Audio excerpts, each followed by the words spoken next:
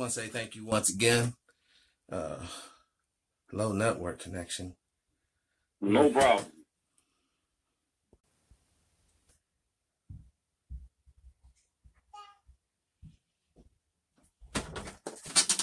Alrighty. Yes.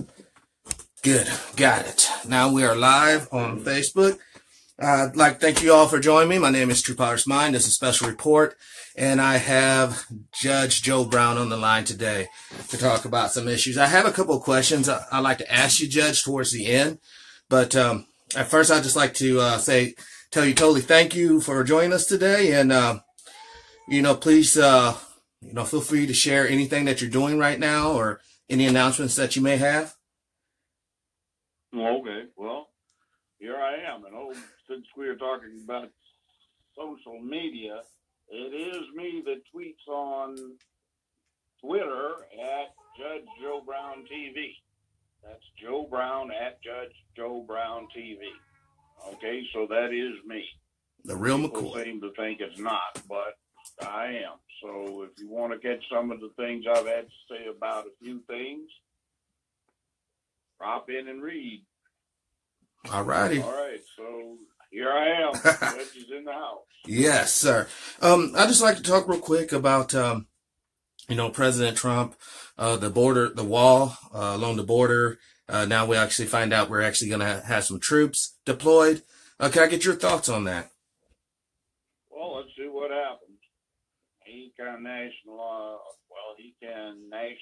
the National Guard in the various states and activate them at his command. If he chooses to do so, he has the constitutional power. So let's see what happens.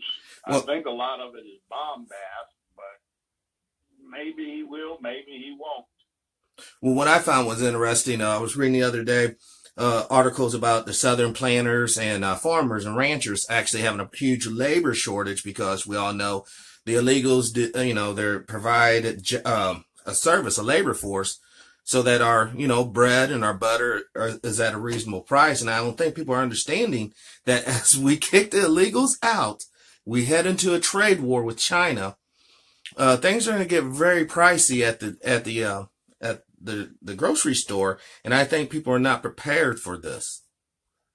Well, if that's what's going to happen, they need to get ready for it, or we need to get ready for it. It is what it is.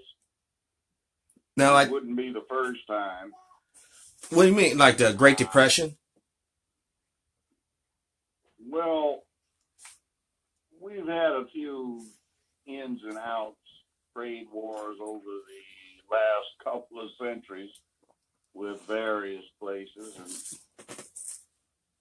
other governments. So it wouldn't be the first time. Well, would it be safe to say that when we start off with a trade war, we often end up in an actual hot war? No. Okay, good. No, we haven't. There have been a couple of instances where we have cut off what was viewed by the offended nation as a vital resource. That happened with oil in Japan leading into World War II. Correct. But there was a great deal of this outright racism that interjected itself in that situation. Well, it seems in America's policies and practices, racism often interjects itself into that activity. And that segues me to a question that my partner Dimebag wanted me to ask you. Do you believe that we are in a race war in America? I wouldn't say it's a race war. If it is, it's pretty one-sided. Let's just put it this way. There's a lot of racism, rampant racism that still exists. One of the main problems that leads to it is, well, let me try it this way. There is a guy named Conrad Lorenz. He was a Jewish psychologist, behavioral psychologist. And he fled the Nazis in the 1930s, and he was doing research on animal aggression. he got into the human aspect of it, and he noted that in America we had an unusual engine to dissipate interpersonal hostility and aggression, and that was what he called the role of the Negro as a vicarious scapegoat. Mm. And that is when times get hard, stress is great, there is unrest for one reason or another, we become an ideal internal scapegoat for the majority of the population to displace its built-up interpersonal hostility and aggression, Yeah. even if it's not direct. So that would totally explain the drug, like how we treated the drug crisis back in the 90s with the crack epidemic. You know, these people are all lazy, get up in bootstraps, and now we have this opioid epidemic, and no, they're sick, they need treatment. And if you look at the victims that they were, you know, mass media, a typical crack victim, when I say that word, a crackhead, a person of color, a melanated person pops into mind normally. And when I say the opioids, it's usually a Caucasian person or European descendant person. And it's pretty obvious how those two, they're still afflicted with illegal substance abuse, but they're treated differently. Not surprising. The younger generation here in this country has been asleep. They've been acting and treated as though they are entitled to things that they did not earn. Mm-hmm. And they have not paid much attention to what's going on around them. In that sense, I guess Trump is actually good for the republic. He sort of heightens the contradictions so that you can see them. Yes. He doesn't cause the problems. He just makes them very readily visible. What you see right now has been there for a long time. It's just that people have been lied out. Everything's all right. There are no problems, when actually there are quite a few very serious problems. But the solutions to most of our problems, it ultimately goes back to the economical one. You know, if people actually had jobs. That's what it's been like for a long time. That's rule one. You got to eat. Yes. And have a place to sleep. That's what economics is about. Can you eat readily? Well, then, Judge, with that being said, isn't it almost vital to our national security that the United States Mint, you know, the Department of Treasury, actually takes over the printing of our money instead of a private corporation like the Federal Reserve? Well, the Federal Reserve started out as a federal entity. The money is what it is, and the money is not the problem.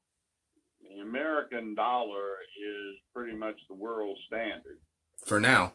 The problem is that we have gotten ourselves into a real mess because prior to the Reagan administration, the United States did not owe any foreign entity any significant amount of anything. And after the Reagan administration, we owed the People's Republic of China a great deal. The Reagan administration had a very disastrous policy on tax abatement, and the major corporations were not required to pool their load, so the deficit had to be made up some sort of way. And what he did was utilize the Nixonian rapprochement with the People's Republic of China and started borrowing trillions of dollars from them. And we're in a mess because we can't even pay them the interest. And our general solution is to borrow more money. But in any event, the actual behind-the-scenes situation is that the People's Republic of China stabilizes all of the world's stock exchanges. It stabilizes the world's main currencies, and it puts a damper on wild, out-of-control capitalistic enterprise that threatens to dump the world into a worldwide depression from time to time. But they play spider behind the scenes and keep things under control. So, in essence, China is the economic engine of the world. Well, basically, yes. Mm. See, I grew up. Well, let's put it this way: they are the bedrock. They have right now about 78% of the world's manufacturing capacity. They have a work ethic that is lacking over here. They have a dynamic, and they have not emasculated their population like has happened here in the last 50 years. So they have drive, and the United States has fallen into the same trap that Great Britain did about 100 years ago. And as we replace Great Britain as the world power, I think we'll be replaced in about 35 or 40 years by the Chinese. Wow. And this, I hate to say it, but it almost sounds like this is all scientifically calculated to run out like this. Well, it's not necessarily. It's just that there is a bad habit of populations getting in a certain situation where they get relatively safe, relatively well fed, and then there's a certain ennui that creeps in, a certain lack of drive and focus. Yes. And you get a deterioration, and unless they put themselves in check, then some other power comes into the picture. And that's where we're at right now. We're actually at the dawn. Found our public education, which was the basis for us rising basically to world preeminence over the last 2 centuries, and we have destroyed that. We've made higher education too damned expensive for many people to afford. Yes. The educational system is no longer as rigorous as it once was. And we are falling by the wayside. We have a matriarchal development throughout the country. We don't focus.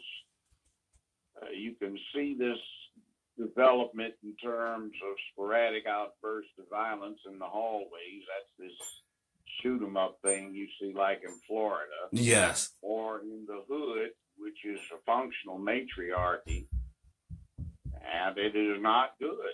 It is. I agree with you 100%. It is not good. I mean, you have women basically, like you said, they emasculate the men, and the way they do this is using, child support laws, other various laws. Not if the guy's doing bad, he's doing bad. I'm not making excuses for that. You come home, you smack your old lady around, you deserve to go to jail. Period. All right. But if you're in a situation where both parties, mutually dissolve the relationship, you should not use those children as an economic weapon against the men, because all it really does is make both parties poor in the long run, and it really messes up the children actually too. Well, if it were that simple, it would be solvable. However, one of the main problems is that you have a conjunction of certain negative factors over the last, or have had it over the last 50 years, and they've pretty much made a hash of things. You have had the rise of the Dr. Spock method of child rearing, which seems to be an abject failure. That is never spank. It's always about unconditional love, and that doesn't seem to work too well. You had what I call the beta boys, who are white males who were heterosexual, who could not make it in the white male world with its exemplar of masculinity. Yeah. You had the feminist movement that looks at the institution of marriage or stable relationships with a man as a form of slavery. You had the anti-war thing that really was a bad driving engine back in the late 60s. And that was predicated on the point that, on the view that war was a man thing, so the way to stop war was to change the way boys were raised to men and have them raised as though they were girls, so they would be emotional and display their emotions instead of being quiet and reserved and dedicated to such propositions as duty, honor, and country, which would cause war. So if you made them emote, you got them interested in dolls instead of war toys like cap guns and water pistols. Supposedly that would change things around, but it hasn't. No. And what it has resulted in is young males who are out of control because they have not received the very strict, rigorous acculturation and socialization that is necessary to keep the male of the species in control so that he acts as a man of peace until time is such that he needs act with bravery and courage. We don't have that. And then you have the LGBT thing that has developed, and they have always sought a change in the masculine paradigm. So they got control of Hollywood along with some other interests, and the propaganda engine for the last 50 years has been slowly but surely emasculating the public. And out of that, you get the work ethic goes to hell. You get the thing about drive and focus going to the devil. Bipartisan politics suffers. You get a wrong-headed view about realities. Yes. You get focus instead of on political issues. You get focus on what used to be gossip column tabloid issues. And it's not good. A politician is hounded because of who he's been dating or what he's been doing outside of his marriage, or what his idea is about something that doesn't match the popular perception of emotion being the king. You've got a thing that I've heard develop over the years. Well, why did you do it? Well, he or she was emotional. Mm-hmm. Well, why did you do it? Well, he was emotional. That's not an excuse. Yes, it is. No, it's not. So you've got a very bad mix. You've got some things that I think are most poisonous that most people nowadays don't pay much attention to. Like, for example, in a large number of middle schools or junior high schools around the country, the kids are not allowed to keep score because that may cause somebody to basically feel that they were oppressed or inferior. upset them.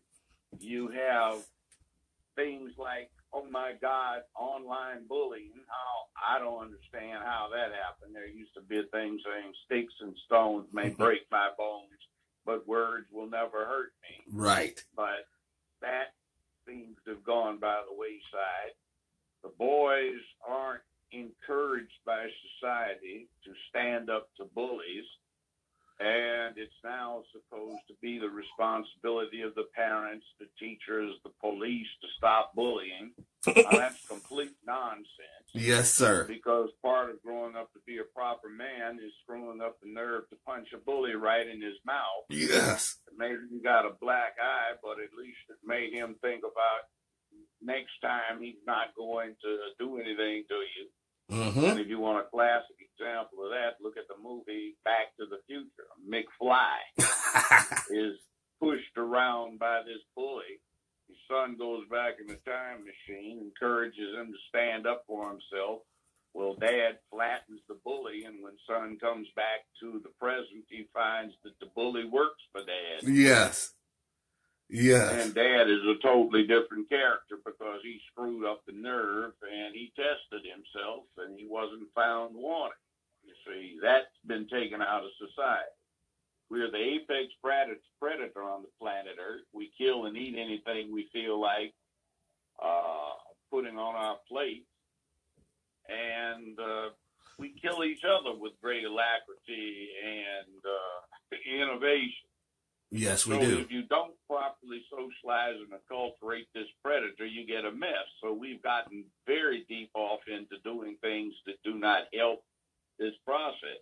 Right. We have a breakdown in the family, and even the Defense Department has become rather disturbed about this, noting that they can make someone physically strong, but they can't make them tough. And one of the reasons you don't have the requisite toughness is you don't have the man in the home contributing to the child rearing process. Right. And it's not because somebody just snuck off. It's because of a paradigm shift in the ideation of young females who feel they don't need to be married to have a family. Well, and to add to that, I remember in the 80s, a lot of young women, you know, if the guy was with them, they'll go down there to the welfare office or whatever, and the welfare caseworker will tell this girl straight up, you got to get rid of the guy. If you get rid of the guy, we'll give you more services. That didn't start in the 80s. That was longer ago than that. When I first started practicing law 45 or so years ago, one of the number one cases we had when I worked at Legal Services was getting the check cut back on because one of the 4 or 5 or 6 dads for this woman's children decided he was going to try to help out, and they cut the check off. The juvenile courts disrupted the whole process because they didn't really care whether or not the person was the father or not. They were just into a money-making situation and feed him long enough and he'll look just like you, they used to be fond of saying. That was back in the early 70s, late 60s. You got a situation where, with good intent, the Johnson administration put a safety net out there, but instead of it being a safety net, it became an environment to which individuals bred to. In other words, now you run into situations where you've got families where for 5 or 6 generations, nobody in the family has worked. And instead of people waiting until they could afford to have children, they had children in order to afford to support themselves. Yes, sir. That is a bad thing. Now, the statistic that the Defense Department was complaining about in terms of the family, as of the end of the first decade of the 21st century, it was determined that if you put all races and ethnicities into the mix, 42% of Americans 35 and under were born out of wedlock. You had a situation where for the first 10 years of the 21st century, on average, only 28% of each year's high school graduates were male. Only 32% of the college undergraduates were male. And only 36% of the grad students in the country were male, and only 44% of the workforce is male. So something is very badly wrong, and now it's gotten worse. I was reading somewhere where the statistic for out-of-wedlock births was showing that 82% of Americans 20 and younger were born out of wedlock. That's just absolutely disgusting. Well, I think that goes hand in hand with the lack of people actually going to church. And that isn't just with the well-to-do. I had a billionaire's daughter ask me one time on direction of her father. I asked her, well, what's wrong? She said, I just don't understand. I can't find an eligible bachelor. Do I look bad? I said, you look like a movie star. Well, she said, am I dumb? I said, no. You are working on a PhD at a young age, and you seem mannerable enough. She says, well, why can't I find a guy who's not just like one of my girlfriends with a penis? What's wrong here? What happened to the masculine component? And she was even having a problem finding someone. So when I broke it down, her conclusion was, you basically are saying that my mother, aunts, grandmothers, or their girlfriends are responsible for raising a generation or two of males who don't have masculinity in them. See, part of this whole thing is that the women have to cooperate with this masculine thing because physiologically, human children are most responsive to the mother until they get about 7 or 8 years old. And the mother has to put this idea of manhood in the kid's head from day one. It's kind of like the old Star Wars movie where Yoda was riding on young Luke Skywalker's back, and he's constantly saying the Jedi is strong, the Jedi controls his emotions. He must control your anger, to the dark side it leads. Focus, remember your training.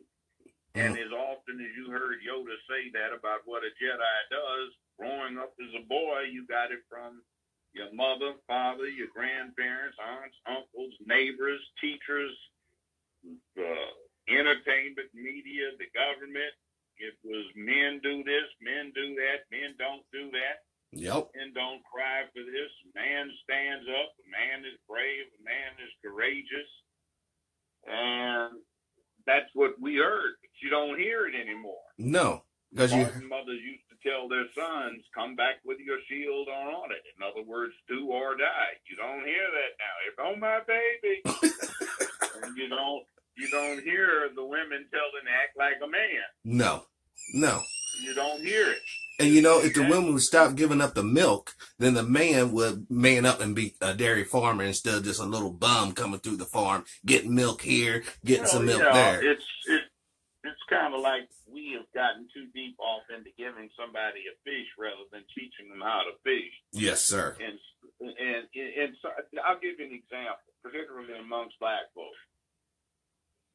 Way back when General Grant, President Grant, noted when he was commanding general of the Union Army that the only completely literate units in the whole Union Army were colored. In other words, the black volunteers who had escaped from slavery, or free black folk who had joined up were the only outfits composed of them were the only ones that were completely literate in the whole Union Army.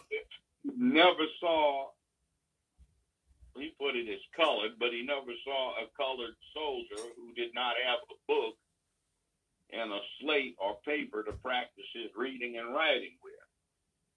And we used to have massive respect for education in our community. Now, it's free. Nobody's going to lynch anybody about it. We can't get anybody to go to school. Isn't that? You've got a female ideation. Your typical hip-hop, gangster, thug, rap video production. When you look at it, it looks like it's super masculine, but it's not. The ideation expressed inside the things is, if somebody really had street cred, it would be his subconscious recollection of what he was overhearing at 6 or 7 years old being said by his favorite 13-year-old aunt. It's like, how do you support yourself? Yo, man, like, hey, man, I got me 4 ladies take care of me. Like, yo, 2 of them got JOBs, 1 get a crazy chick, the other get AFDC. They take good care of me. And then you see you have insidious stuff like one of the more popular kids shows that they try to get parents to have their children watch, which I think is just absolute poison. Is this garbage they put out called Doc McStuffins. That little black girl. It's some white lesbians that came up with that. Oh. And the mother is a physician, female physician. As cartoon characters go, she's got a cute face but a big old butt. And she's got a useless excuse for a man at home who stays at home so he can help her further her career. He wears an apron and she brags to her girlfriends about how well he can cook. And he's a little really useless punk, disgustingly so. And Doc McStuffins is this 6 or 7-year-old girl who's a pushy little know everything, and she's got a magic necklace that makes stuffed animals and toys come to life, and she doctors on them if they get sick or broken. And all of the boys, including her younger brother, are portrayed as idiots. And it is just a disgusting presentation of what is wrong with the Republic right now. Dude staying at home, the woman doing everything, the men downing themselves, and the men portrayed as stupid. Right. And it's wrapped up in such a cute little box. It's such a, to the outside, you're like, oh, this is cute. A little black girl, little medicine box. She's doing a couple of things. But when you analyze it, like you just said, it's dark and insidious. Yeah, and then you get this thing now, I'm just, I'm in one of my bachelor phases right now, so I've been going to see a lot of movies for the last few years, and I'm looking at how badly they have turned into just complete garbage now with what they're doing about the paradigm with masculinity. You've got the Justice League now, and that's the DC comic thing, and in there you have Cyborg, he's black but part machine. Right. You've got the Mariner, you've got the Flash, you've got Batman, you got Superman, and the boss is Wonder Woman. Wonder Woman is a lesbian. It's a boss. Occasionally bisexual. In the comics that they have on right now, the cartoons directed for young adolescents, Wonder Woman has an Amazon lover who's jealous of Clark Kent, attentions to Wonder Woman, and she keeps trying to rank his action with Lois Lane. And Wonder Woman directs the Justice League. You've got all of this new stuff with Amazon warriors. They even have it on the military channel. It's a bunch trying to glorify these women who forgot all about motherhood. Right. And nurturing and all this other stuff. They forgot so much they actually removed their breasts so that they could shoot the bow. And then you take the Marvel stuff and you get Thor Ragnarok and you get him captured by a Valkyrie, the bad superhero in there is his previously unknown older sister. Oh, yeah. Hella. Let's see. You get Black Panther, and he's got female bodyguards who boss him around, and he walks in places dressed up, looking like a pimp with two hoes on his arm, who are his bodyguards, and they tell him what to do. There is a fight in there that nobody realizes what they're looking at. It's some women who commit treason. What's his name? Killmonger takes over the tribe using their lawful, they're established proof, the new king, but they commit treason. And they go plot against him. And then the women start fighting the men. And then they get a white guy who is the CIA agent, a former pilot, who's got to come to their rescue because they have no men to act as a pilot. You don't see any male scientists. They're all female. And finally, after the women are almost wiped out, when they go to blows with the male warriors, then some other male warriors come to their rescue to overthrow the rightful king. He's got the decency to say, bury me in the ocean as he's dying where all of the good brothers are because they jumped off the boat rather than be slaves. And he's talking the words of W.E.B. Du Bois, Marcus Garvey, Malcolm X, H. Rap Brown, the Pampa Party, and some other nationalists, Stokely Carmichael, and also even a couple of lines from Jomo Kenyatta he utters. And he's talking about third world unification using the advanced technology so that they can use the fact that they're 500 years ahead of the rest of the world to unify Africa, bring in Black America, and become an offset to Europe and Asia so Africa becomes the world power and imposes peace. Right. And his father and he lived in a project on the West Coast, and he's the only one there with a dad, but he gets killed by his brother. He graduates from MIT as a genius in science at 19 years old, and he becomes one to add somebody in the military when he joins the field. Ideal warrior. He's got the whole thing about being a revolutionary leader down, and they make him the bad guy. Yes. Yeah. And it's the whole matriarchal nonsense again being shoved down somebody's throat. Now they have all of the Amazon warriors on television and in the motion pictures. They use stage martial arts exhibitions to try and jack the guys up. And that's not doing any good. This country has done something, I think, which is just absolutely sick. And that's because a few women wanted to do it. They let them get in combat units, which is an absolute anathema. Yes. Because it's teaching a whole generation of young males who are coming back that the babes can take a bullet just as well as they can, which is going to lead to a lot of domestic violence. You know, it's pretty hard if you've been pushing something where the women kick the dudes in the butt on a regular basis on what a kid's been looking at growing up, looking at television and the movies.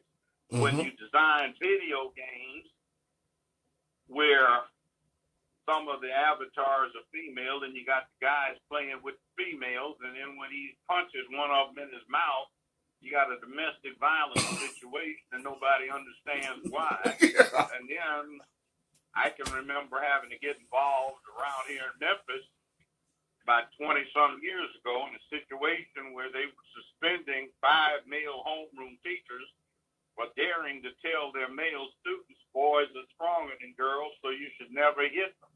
Oh. Apparently some sick fools that had daughters were upset because that impugned the integrity of their daughters by implying that they weren't as strong as men. Well, they aren't. They are, yeah. And to prove that point, if we want to be serious, then let's remove all laws pertaining to domestic violence and rape. Right now, let's just take them all off the book. If everybody can defend themselves, then that's not necessary. But that would be totally retarded. And by the way, it's gotten kind of sick. Some of the women who are the feminists want to change the definition of rape to include rape by seduction. Oh.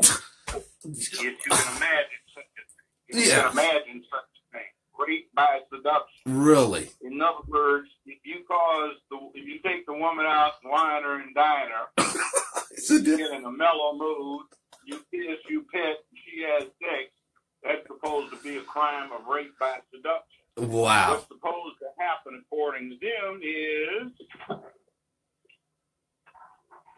when you are unaroused, you're supposed to say, dear, do you mind if when you go out this evening, we wind up a night by having sex with each other? Oh, no, dear, of course, that's all right. You're supposed to have that agreement on the front end. They want books labeled warning may be sexually arousing to young females. Oh, my gosh.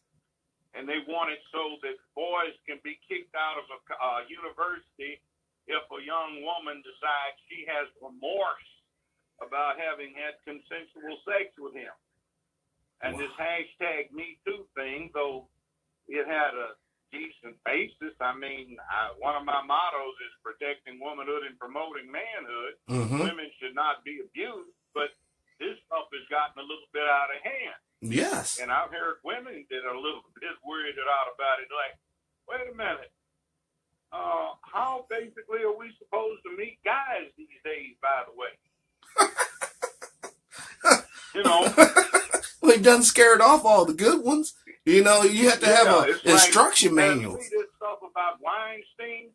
They've been playing that in Hollywood for a long time. When I first got there, and somebody says, look, Marty, an Australian guy says, Marty, look. He said, be careful around here. If you look cross-eyed at one of these crazy feminists, and he used the B word, he said, they'll complain about you trying to molest them.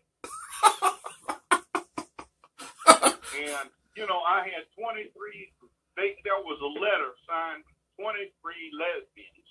They identified themselves as such. They were upset because they had never had to work for a straight black man before, and they resented it.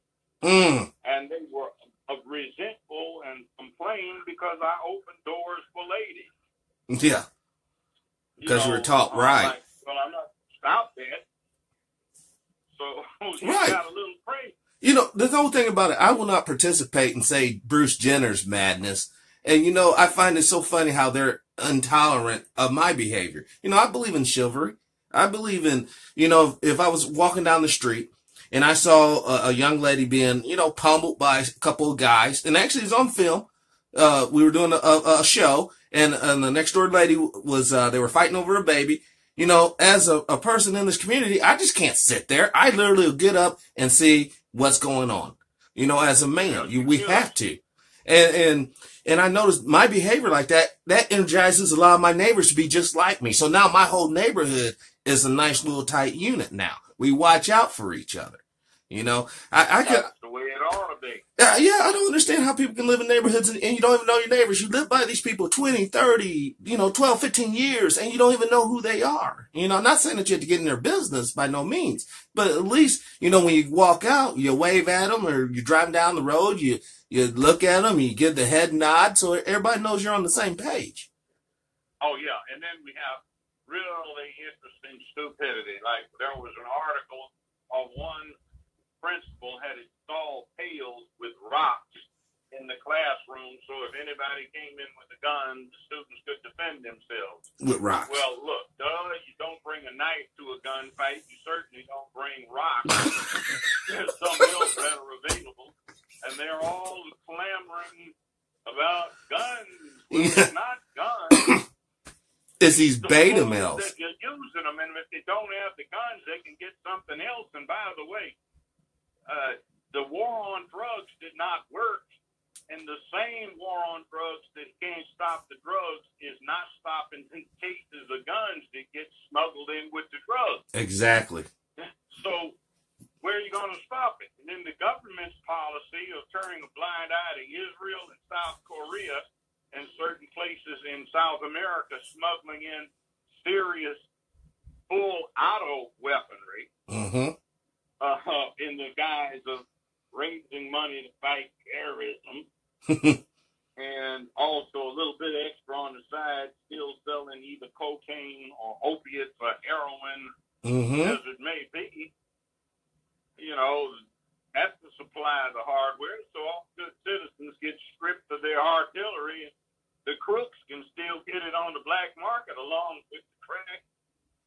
Yes. The heroin, the pills, the opiates that are scaring everybody to death.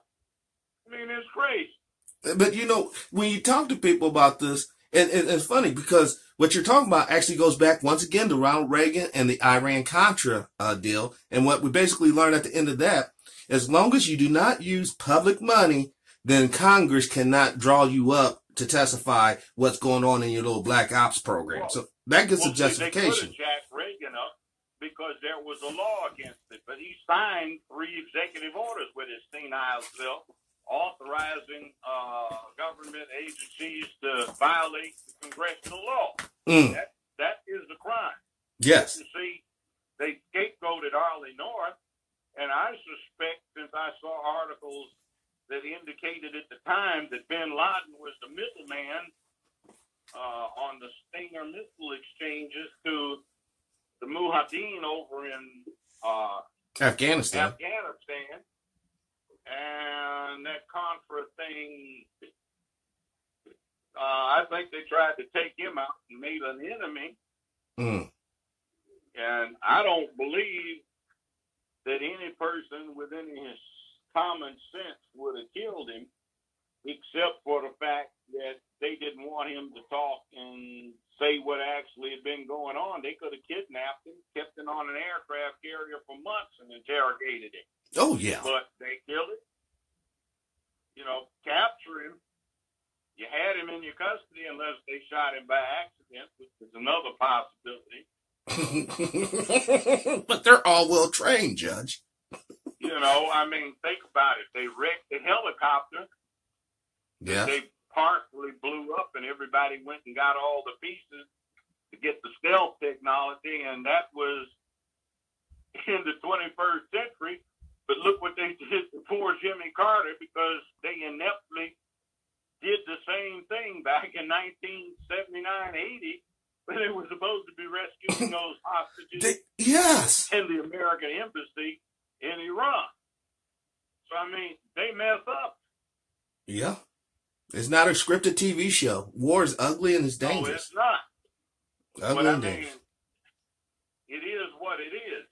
But we run around where, I'll give you another example of manipulation. Anderson Cooper asked Trayvon Martin's mother to do him a favor. You know what it was? What's this? please don't let anybody know that Trayvon's grandfather, at the time he was slain, was a Miami detective, a lieutenant detective on the Miami Police Department. Because that would diffuse what he was trying to do, which is drum up readership by, it was a hood-wearing black kid. That means he was a thug. Mm-hmm. It's all kind of hard if your granddaddy is a lieutenant detective and your daddy is one, too. Mm. You know, that makes a whole different kind of picture. Yes, it does. You heard all that nonsense about castle doctrine needs to end. There was no castle doctrine. Castle doctrine has to do with being in one's home. Right. What that was about is somebody who was burglarizing somebody's house down there was shot at by the homeowner inside, fell down the staircase and broke his ankle, so he sued the homeowner. Okay. That's what that was about. In other words, somebody breaks in your house. You know, you're on your own. That's the castle doctrine. Yeah, you don't get no compensation. No retreat has to end. Well, there are only, I think, 8 states that ever had a retreat doctrine. And by the way, you know who had the right to no retreat? It wasn't Zimmerman. It was Trayvon had the right to not have to retreat and could stand his ground when Zimmerman ran up on him. And then in the states that do have the retreat doctrine, it gets ridiculous. The juries are instructed, ladies and gentlemen of juries, who find that the defendant raised even the heel as though to retreat, or made any motion, however slight, as though to withdraw. That is sufficient. Why? You're there with your old mother-in-law, your wife, and some kids. You're on an outing. Somebody goes to hold you up. Before you can do anything, you're supposed to go do what? Run and leave them there? I can't abandon my family, dude. Experiment by certain New England states who sometimes lead the nation in silliness and stupidity. Massachusetts came up with that. Tennessee, for example, all of the states have had a no retreat doctrine. It's not written into the formal law, but the juries are always instructed. Ladies and gentlemen of the jury, you are instructed that the defendant had no requirement, no withdrawing. He did not have to retreat. He could stand his ground. So that's every state has that except 8 of them. So they wanted to act like this was some new big thing, and they wanted to say that the killer had the right. No, it was the slain boy that had the right of not having to go turn around and run because some fool ran up on him. Right. So that's that emasculation bit. You're supposed to be a coward and run. And see, even the law has changed, so you have to be fearful before you can react. It used to be a person was entitled to exercise self-defense when he became apprehensive that he would be subjected to an immediate unpermitted touching. Right. What does that mean? The difference between apprehension and fear is this. You got a 245-pound linebacker, and an old 95-year-old lady draws her fist back to hit him. He's not scared, but he's apprehensive that she's going to strike him. Right. He's not entitled to use any deadly force on her, of course, but he can hold her off. Right. Restrain her. Now they want to change it to, I was scared. And the lies, the lies. Remember that one story, the lady throws puts her babies in the car and throws it down the lake, and Susan Smith, I think, and she says the black guy jumps in the car, stole the car, but we all find out that's a lie, once again, and a lot of times when we get into these domestic situations, it's really hard to tell who really is telling the truth. Typically no one else is around, but maybe a couple other people, but who threw the first punch? Where did this really take place? And it's like we have so many people out here that watch a Perry Mason show or, whatever, little TV show, and they think they know the law. And the law, I think that's something that really should be taught in every school from elementary all the way through college. It used to be. It used to be. Well, how come it's not now? Because they said it's unpleasant and children should not be subjected to these unpleasantries because it may cause damage to their self-esteem, or they may become fearful of life. What? Well, correct me if I'm wrong, Judge, but ignorance of the law is not a defense, right? Of course it's not, but now it's supposed to be, and see, there's supposed to be this all-embracing excuse of, why'd you do it? I was emotional. Now, it's gotten to be sublimely stupid. Really, it has. And we need to change that. But only through education, and not just education like, history lessons, but practical education. 2 + 2 really does equal 4, and we can build on that as a foundation.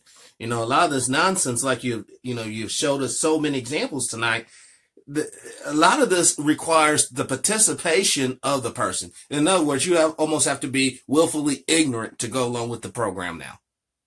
Oh, yeah. But see, there's a hypocrisy in this. It goes back to this effort to emasculate. There was a woman that I had to deal with, work with, and I remember she was just all irate about the idea of people with people saying it wasn't appropriate for women to be in combat units. She was saying women had a right to fight for their country and to be in combat units. And then she turned around and she got on this cause about she felt intimidated because this guy scowled at her one time. And I said, wait a minute. What in the devil is wrong with you? What kind of fool are you? You're supposed to be able to bite a bullet. Right. But then you turn around and talk about somebody is intimidated because somebody scowled at you? Just think what the enemy really do in the battlefield. Usually do this probably because you were acting like a fool. Hell, anybody would scowl at you. That goes again, once again, man. All these, typical liberals or whatever, they expect you to participate in their madness. You have to participate. If I was born a man, but I feel, I throw a bow in my head, now I'm a chick. By God, you have to accept that. Well, you know what? I believe, Judge, I'm a billionaire. So I'm going to go down here to Bank of America, Monday there, and I'm going to walk up to that teller and say, I identify as a billionaire. Give me my billions and see what happens. Yeah. Well, my answer to women about some of the things they do. Women have a right to dress however they feel like it. They have a right to be safe. I said, let me put it to you this way. You have a right to have American currency. You got a big roll of cash in your pocket. That's your right. But if you were in the wrong area, you'd be a damn fool to flash that roll because somebody's going to hijack you and take it. Yes, sir. So if you walk around flashing the goodies in the wrong neighborhood, somebody's going to hijack you and take the nookie. It's a matter of common sense. See, you're talking about the strength of women, but you're depending upon the good graces of men not to go play alley-oop on you. Right. And also, they can dress a certain way, but they also don't want no one to talk about them. They're dressed like a streetwalker, prostitute, whatever, whore. And, I'm talking about like in church or wherever. And, they expect people to just be totally cool with that. You're walking with your daughters and, these chicks hanging their tits out, just like dudes hanging their ass out, sagging. And it's like, you're just supposed to be expected to, oh, that's totally cool, peace and love. But it's not totally cool. They look like fucking clowns, especially when they're over a certain age dressing like that.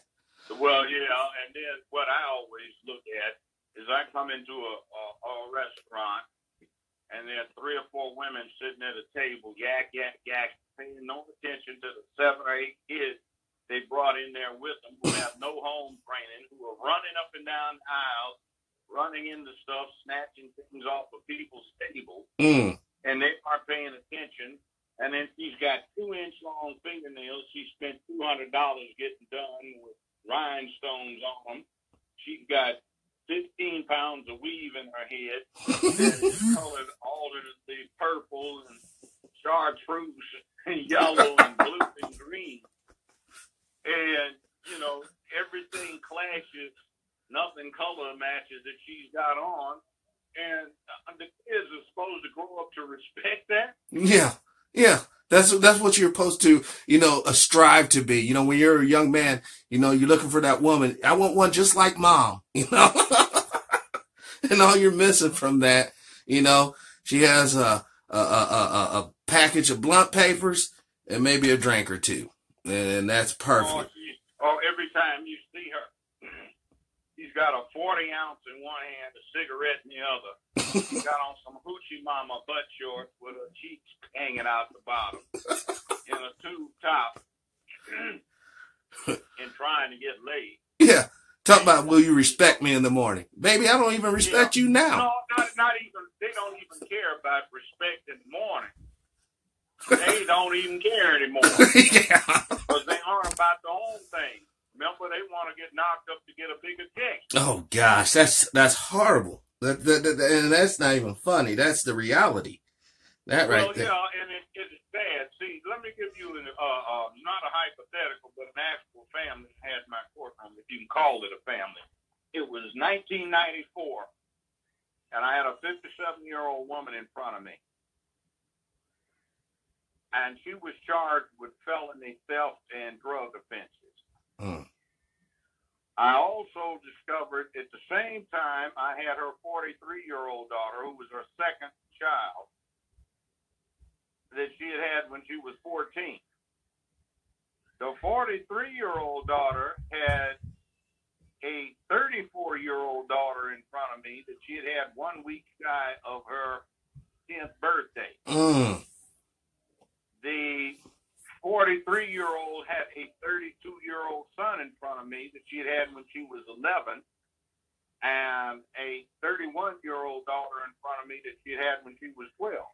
Holy crap. Well, the 34-year-old daughter of the 43-year-old, when I was sentencing her, turned out to have a 21-year-old daughter in front of me.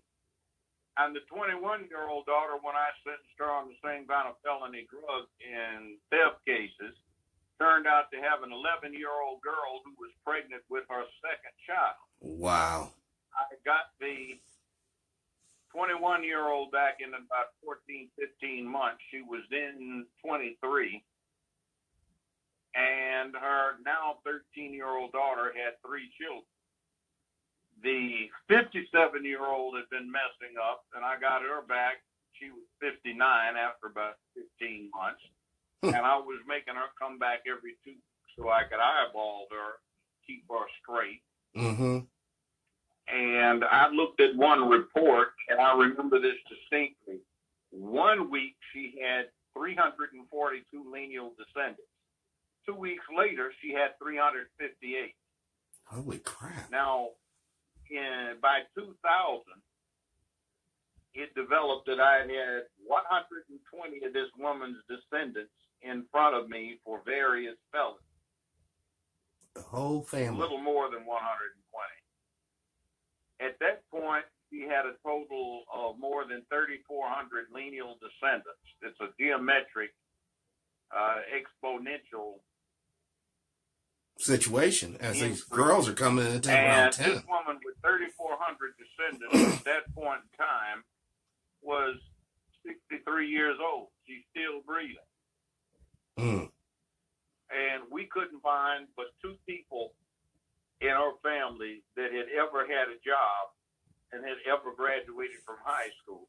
And those were 2 daughters who had essentially been kidnapped by their fathers when the mothers were doing penitentiary time and taken to Chicago and raised there. Wow. Wow.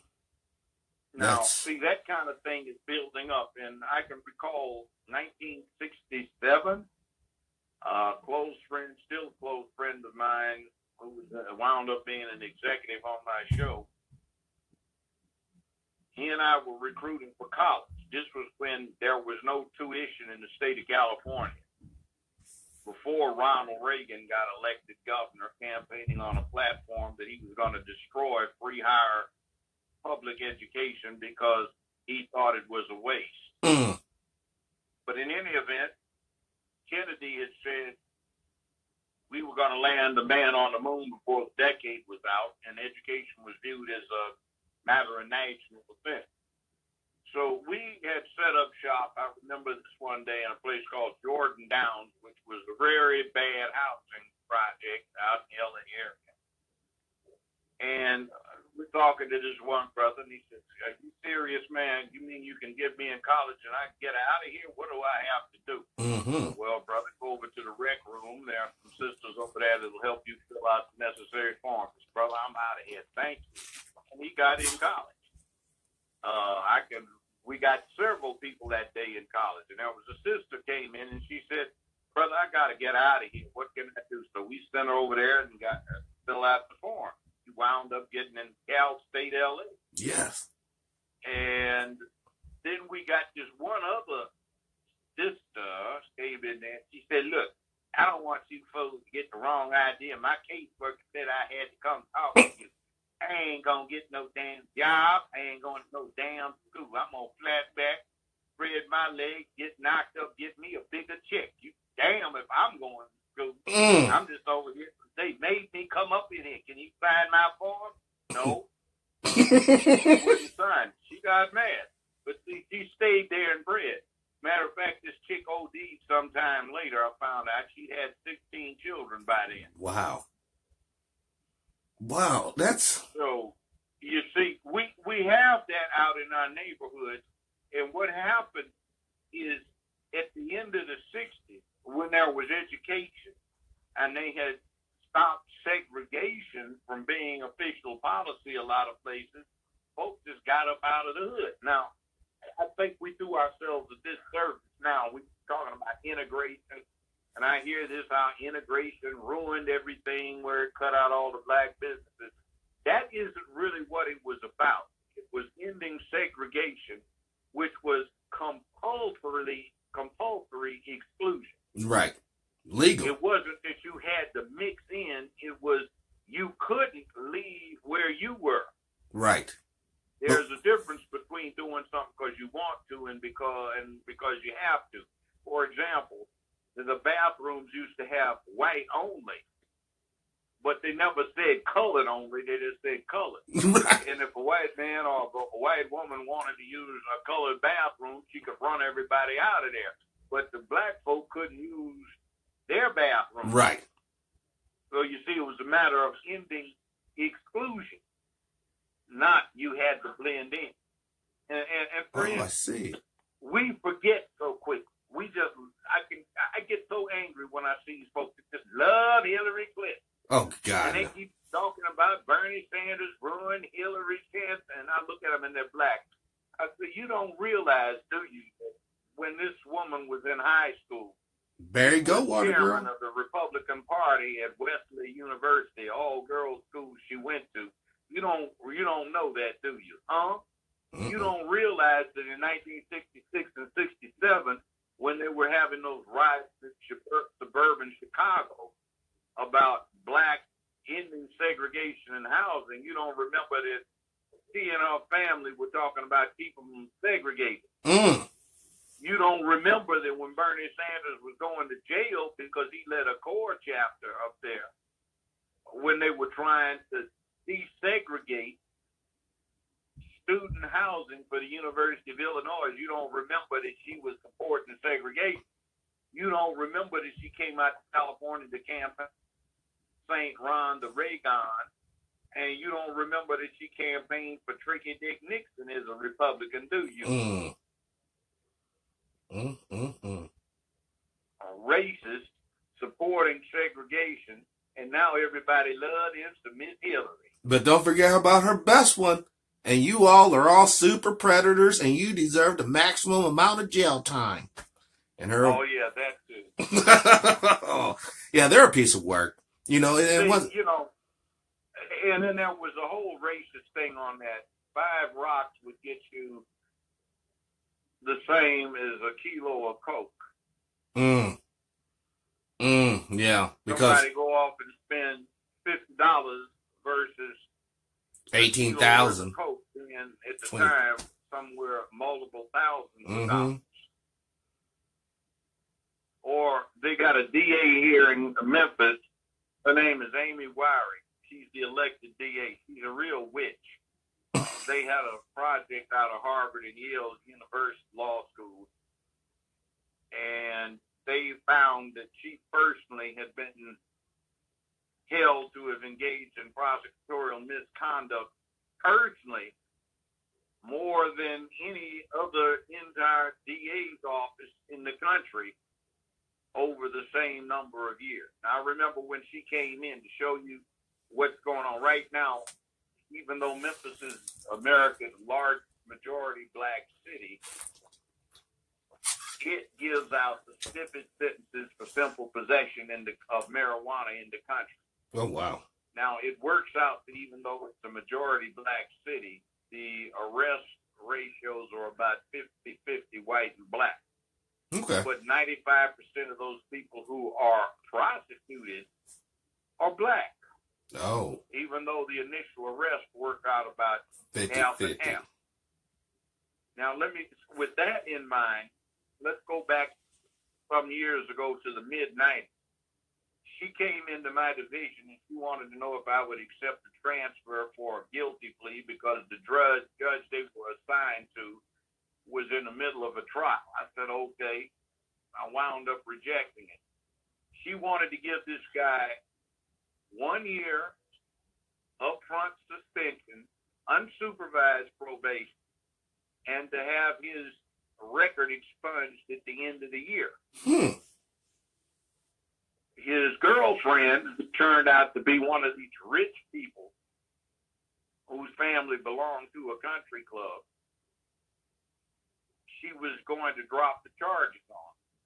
Well, something struck me as funny, and I wound up resetting this thing and had a hearing and then reset the hearing. Brought in Metro Narco. Do you know what drugs this guy had that was supposed to get 1 year upfront suspension, unsupervised probation? Please tell me it wasn't cocaine. Almost 4 kilos of coke. Fuck that. Oh, I'm sorry, but no, he's supposed to go down. 16 ounces of 95% pure heroin. Holy shit. 400 or 500 hits of crystal meth, about the same for LSD and Quaaludes. And that would give you a life sentence in the federal penitentiary or 60 years in the state penitentiary. And Metro Narco was hot because they had worked on this case for 3 or 4 years trying to get a bust on this guy. So she was going to give it away for 1 year suspended. And he hadn't been informed of anything. So I just turned down the guilty plea and set the thing for trial. So the relationship there, like, was she on this guy's payroll? He was white. His girlfriend was white and rich. So this could be some white nationalist stuff, too.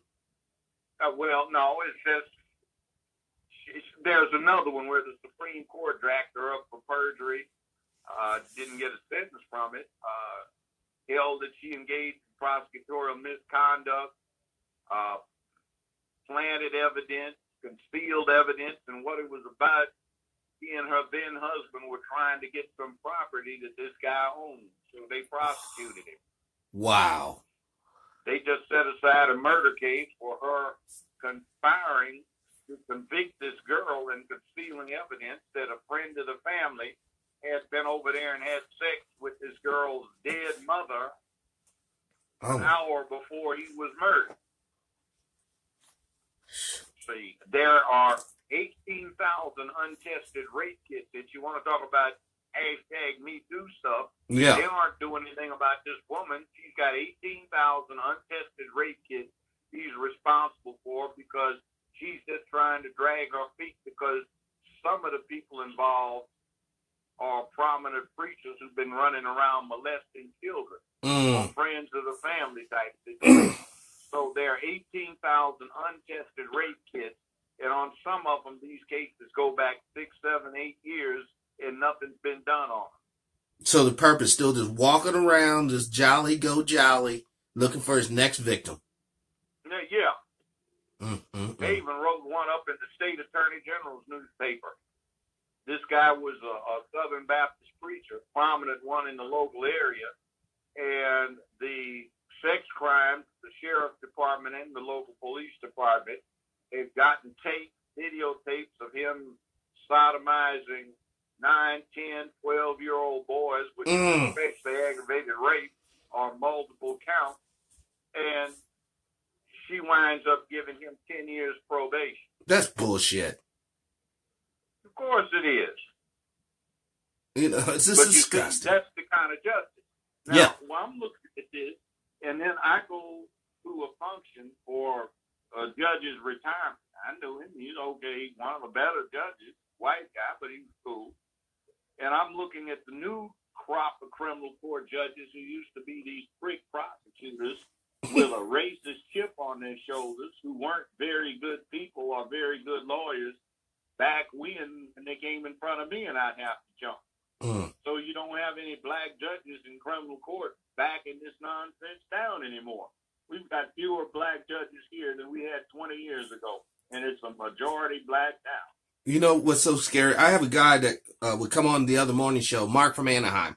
He was a Marine Corps major and a L.A. Police Department. And he said the same thing pertaining to black officers in the Marine Corps. Back in the 80s, there were more black officers in the Marine Corps. And it goes back to when Trump said they're taking their country back with the John Birch Society and all that nonsense. And they're totally doing that. We have a judge sitting here right now telling us that all black people are basically being exodus out of the judge profession. We have Mark saying that they're being exited out of the military, officer command structure. Do you not see the writing on the walls?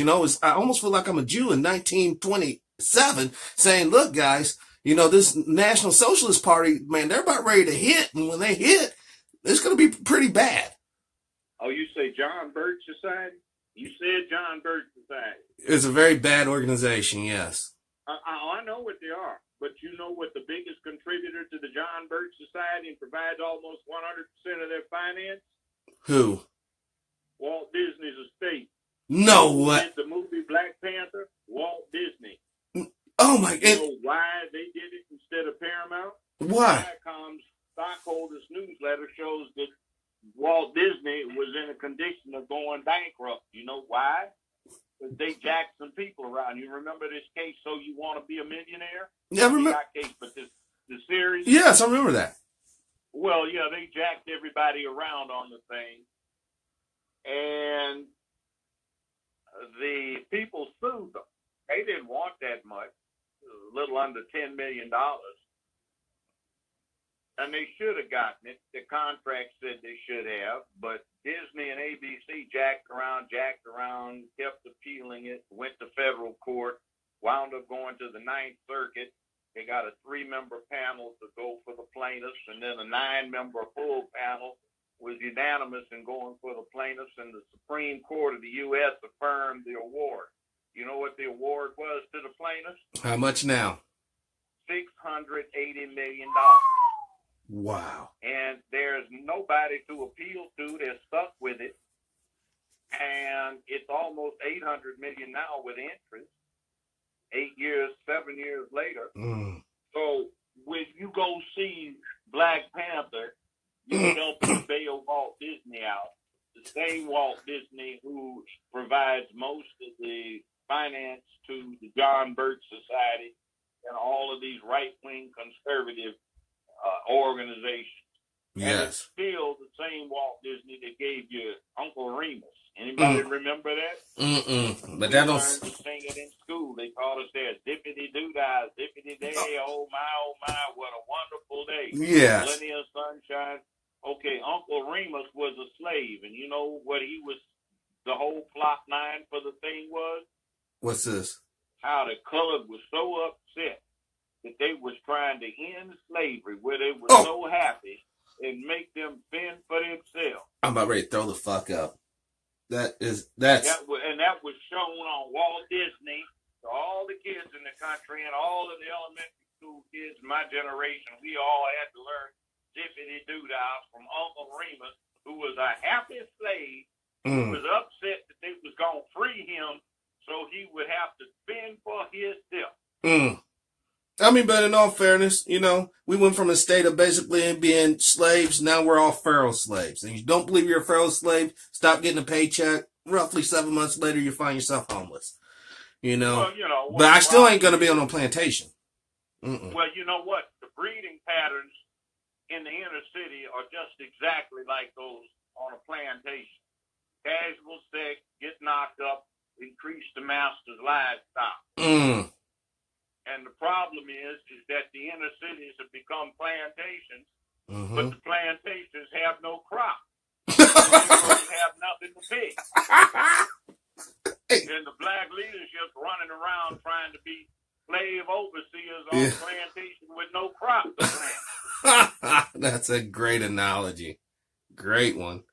You got it right. And some of these shysters we have trying to excuse themselves as black leaders, particularly some of the black female type, are an embarrassment. They're nothing but house Negroes trying to be the butler or a gopher boy or the carriage man or women being up on the third floor. Well, because you get a plate of corned beans, boss, when you do that. And look at this thing. You see that thing, Ellen DeGeneres, Kamala Harris? Yeah. They made a great pair. Two nuts. And by the way, when she was Attorney General for California, she let a whole lot of fat cats go. And when she was DA for L.A. County, she joined where, get this, the families of 7 victims of a serial killer are mad at her and the local DAs because they say this has been going on for 7 years and you want to get the death penalty, and now we find out you've been engaged in prosecutorial misconduct, and they still haven't done anything, and they're talking about we side with the defendant. Let the fool plead guilty. He wants 7 consecutive life sentences. Yeah.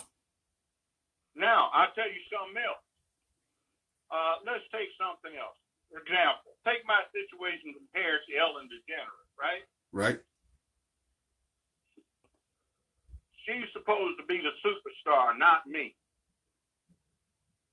Am I correct on that being the perception? You are correct on that. Okay. You know that she's never had a show that's not been canceled for poor ratings? Sometimes they've given her 3 shows during the season because she's their poster child. KNBC4 at that time, the largest broadcast station in America that was out of New York, asked me to do her a favor, or them a favor. She was coming on after me, and her ratings weren't even breaking a half a point. 0.37, 0.42. And I was running 5.862. That kind of thing. So they asked me to appear on her show to help her ratings out. I did. The miserable person to be around and work with. I walked off the set twice. I just said, I'm not working for that rude fool. I'm doing her a favor. And it brought her ratings up, but they canceled her show 3 weeks later. Then they gave her another one. Yeah. Every time they let her run the Oscars, which is 2, those are the 2 lowest rated Oscars in the 10-year period in question. But now take me. See, I was in a special unit that CBS had, that Viacom created. They had a guy named Roger King. Roger King discovered Oprah and discovered Phil. Oh. So they brought him in, and he brought in Oprah and Phil, and they gave him me and Judy. So it wound up that the 4 of us were the highest rated TV shows in America, syndicated shows in America. At first it was Oprah, Judy, Phil, and me. And then what happened, it was Oprah, Judy, me, then Phil. And then what wound up happening is they changed Judy's rating schedule, so then it became Judy, Oprah, me, and Phil. And then it became Judy, me, and Oprah. For the last 3 years, I was beating Oprah in the ratings every week. Oh, wow. That's huge. Every week. But you didn't hear about it because they didn't want you to know that. And then I started beating Judy on a regular basis. Now you got to go. They changed her ratings so she could beat me again. So they're paying They don't want a straight black man talking about manhood, yes, honor, and obligation. See, I have said that on the show so many times. You know, like, if you, let's just say, you know, and you know, I'm not trying to offend you, but let's just say that you was a bent wrist homosexual, all right? Oh boy, they'll be having the red carpet. Oh, judges, and Judge Joe Brown's coming down with his pink robe. That you have been just the starlet, But because you're standing on real stuff that will actually help promote a healthy, nourished society. No, I mean, the people like you. We can't dispute that, but we really don't want to push you because you represent something that we're really not about. We want this Ellen chick. And nobody wants to see that. I mean, it's good to laugh and joke, but she loses money. Yes, that's reality. It isn't about money. They've got an agenda. Yes, an illegal agenda. Basically, they blackballed me. What happened was, nominally, I left because of a contract dispute. But basically, what it was about was, I wouldn't go along with their thing about downing manhood. Yes. Thank you. Thank you for not doing that. They started talking about, well, your ratings fell. I said, everybody's fell across the board because people are looking at YouTube, dealing with Facebook, and dealing with alternative media. But it's still the rankings. I'm either the number 1 or number 2 syndicated show in the country. Right. If you look at me, unlike Judy, that's playing me down here in the Southeast, Georgia, North Carolina, South Carolina, Alabama, Mississippi, North Florida. And they're playing me on a 1-hour basis up against the Tonight Show and Luno. And guess what? I'm number 1 in the hour where they play me. Yes. What are you talking about? My ratings are down. CBS is claiming that they had 14 consecutive quarters of profit, the last 4 the highest in their history. And Viacom is sending out letters to stockholders bragging about the money they're making off of me. And you got the nerve to run that nonsense by me. I know what it is. We had a battle because they wanted to take my money and they were financing the distribution on these Tom Cruise movies, leveraging it for Mission Impossible. Yeah. And then they started trying to take Nancy Grace, and they wanted to do a judge show with her, taking money I'm supposed to be getting a cut of. See? And I couldn't stand Nancy Grace. She's asleep. Yeah. By the way, she's the reason that a lot of the public thinks OJ got away with murder. Exactly. Case on him. Yes, sir. Yes, sir. And one of the reasons the jury didn't stay out long is because this is what they were looking at, that he was not reporting to the public. There was a thing in there. Remember the bloody socks at the foot of the bed controversy? Yes. See, she said there's no way OJ can get around the bloody socks. Yeah, it was. Because LAPD likes to see from people's houses. So they have a security team that comes in before a crime scene investigate. So they video the whole house. So when there's a dispute about what's no longer in there, they can show one way or the other. So you have this videotape that's got in the corner, 1:14 a.m. or something like that. And you look at the foot of the bed. There are no bloody socks. On that same tape that had audio, a few minutes later, you hear somebody saying, "Excuse me, who are you?" And you can hear somebody in the background say, "Well, Detective so-and-so," says, "I'm Detective Furman." Well, Detective Furman, you need to leave the house until we finish our investigation. Well, let me plant this real quick. Wait a minute. So then a few minutes after that, they pan the camera around, and guess who's standing at the foot of the bed? Oh, Furman. Detective Furman, what are you doing in the bedroom? I told you to leave. So then, when crime scene comes in about an hour later, there is the same foot of the bed, and then there are bloody socks.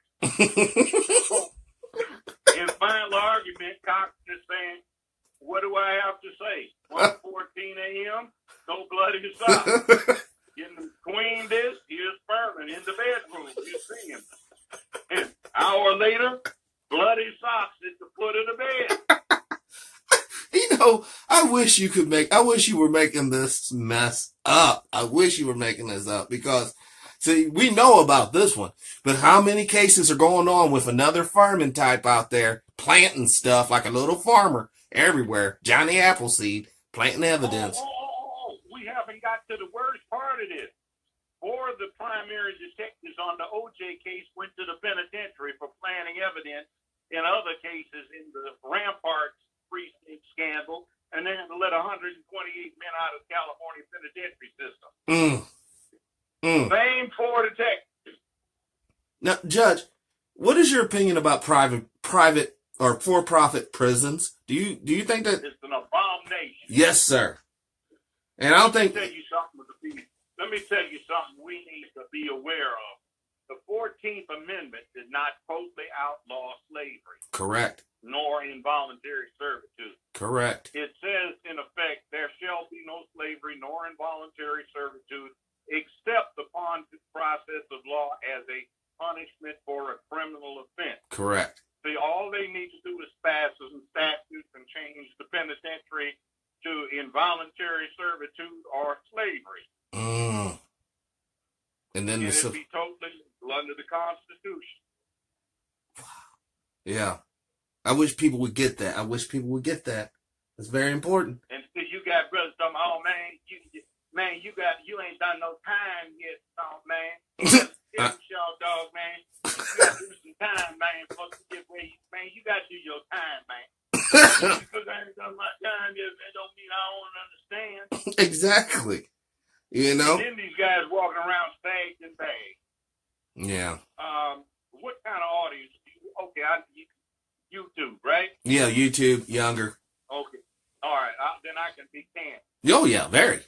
Extremely. The first time I saw Bags and Bags was in July 1980.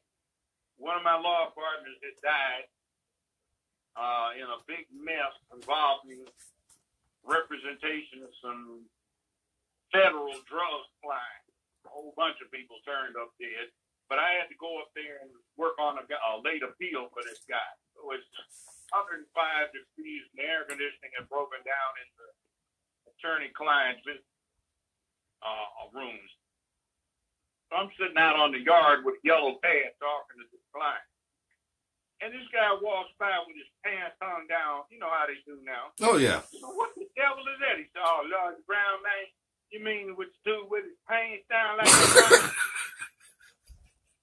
I said, yo, what is that? He said, oh, man, like this, man. Some of us up in here doing long time of life, man.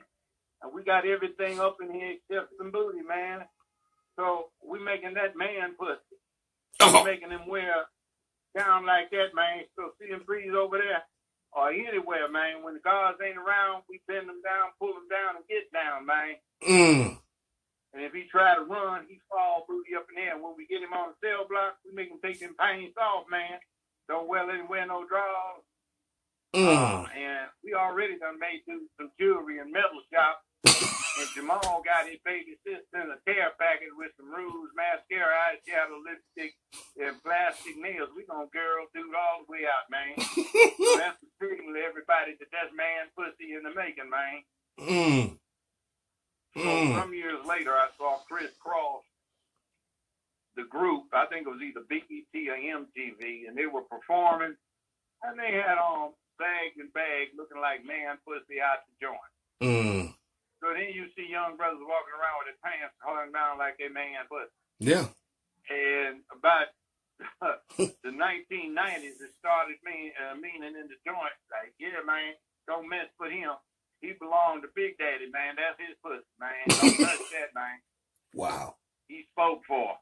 Wow.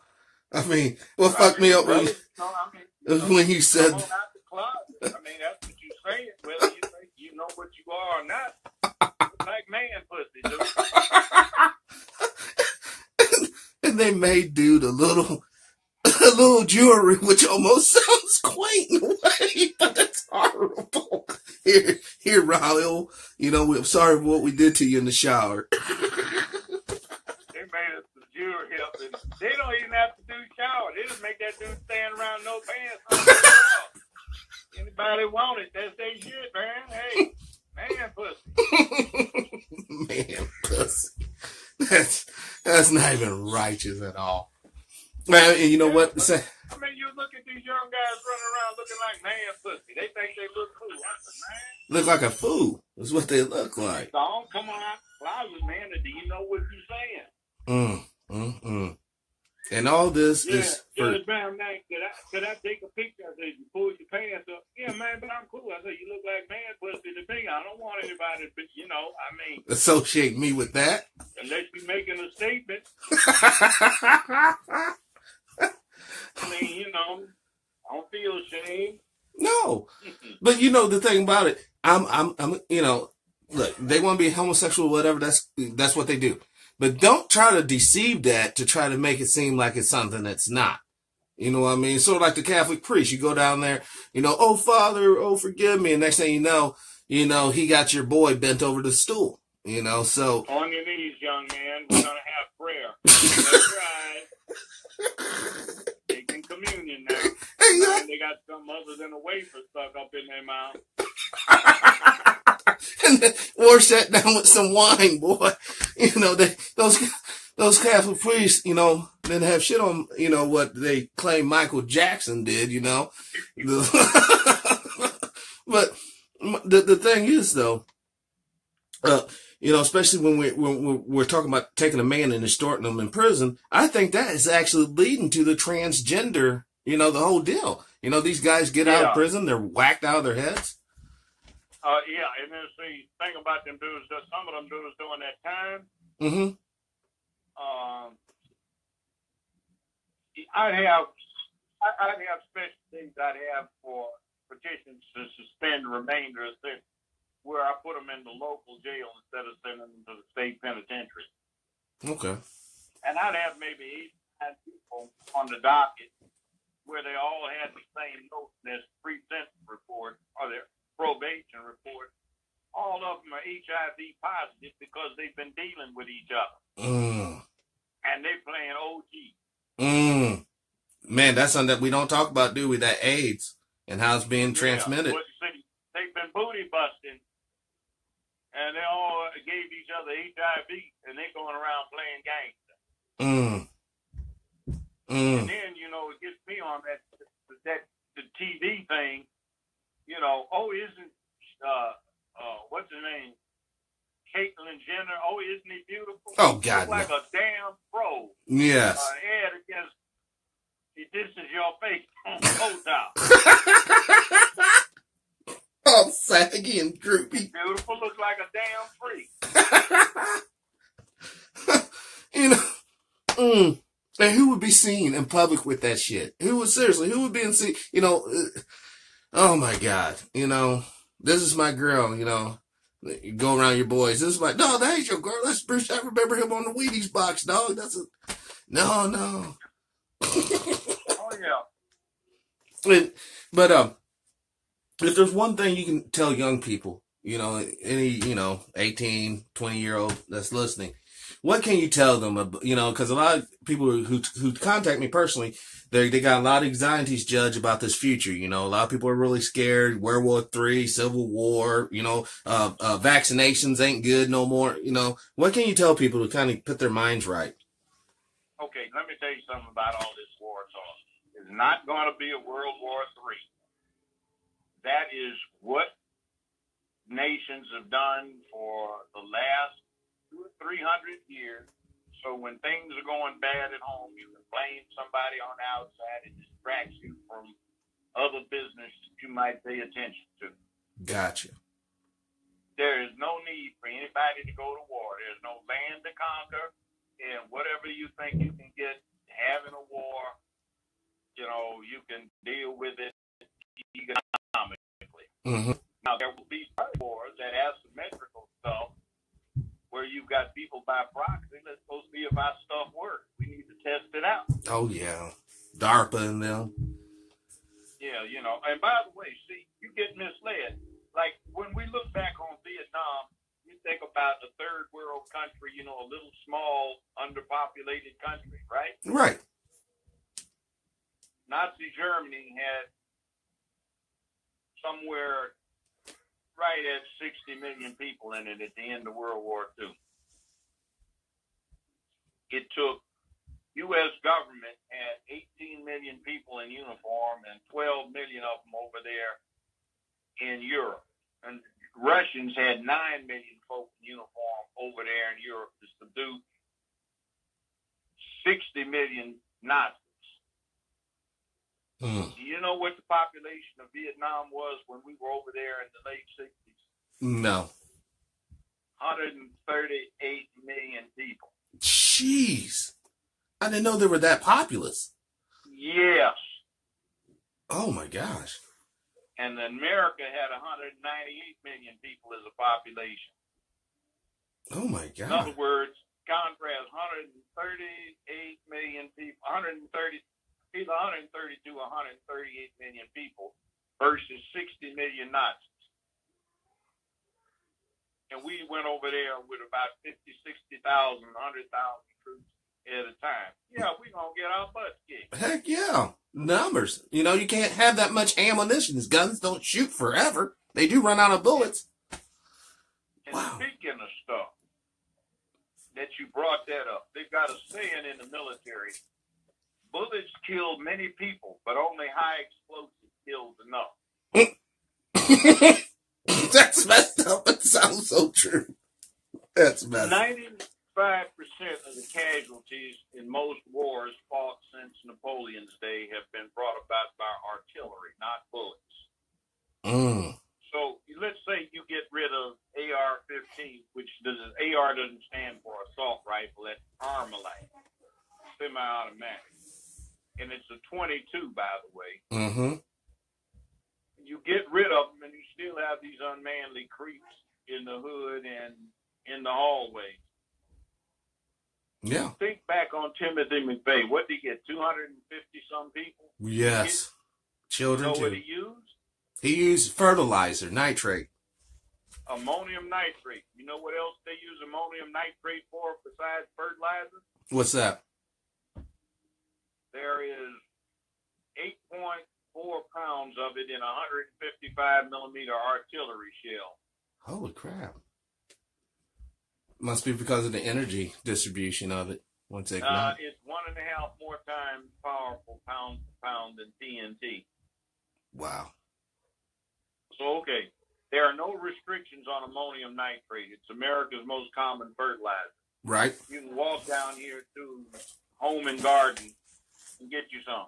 When the sheriff's department wants to blow something up, they send a deputy down to get a 25-pound bag of ammonium nitrate and a 12-volt battery. And that's it. That's it. And some copper wire, thin copper wire. Man. And they can make it even worse if they get some dirty, used engine oil. Now, you can get somebody to fertilize the graveyard. You still got these little creeps going postal. Yes, you do. They don't even have to have a background check on it. Just go buy 25 pounds of fertilizer and read a book, and it'll tell you how to do that. See, that's, you know. That doesn't make any sense. It doesn't. It really doesn't. I mean, look, back in the 50s and 40s, you know, you had all those kids going to school, no school shootings back then. You had guns still, you know, and you didn't have no cameras. You could have popped people and ran off in the woods and disappeared, you know. And guess what?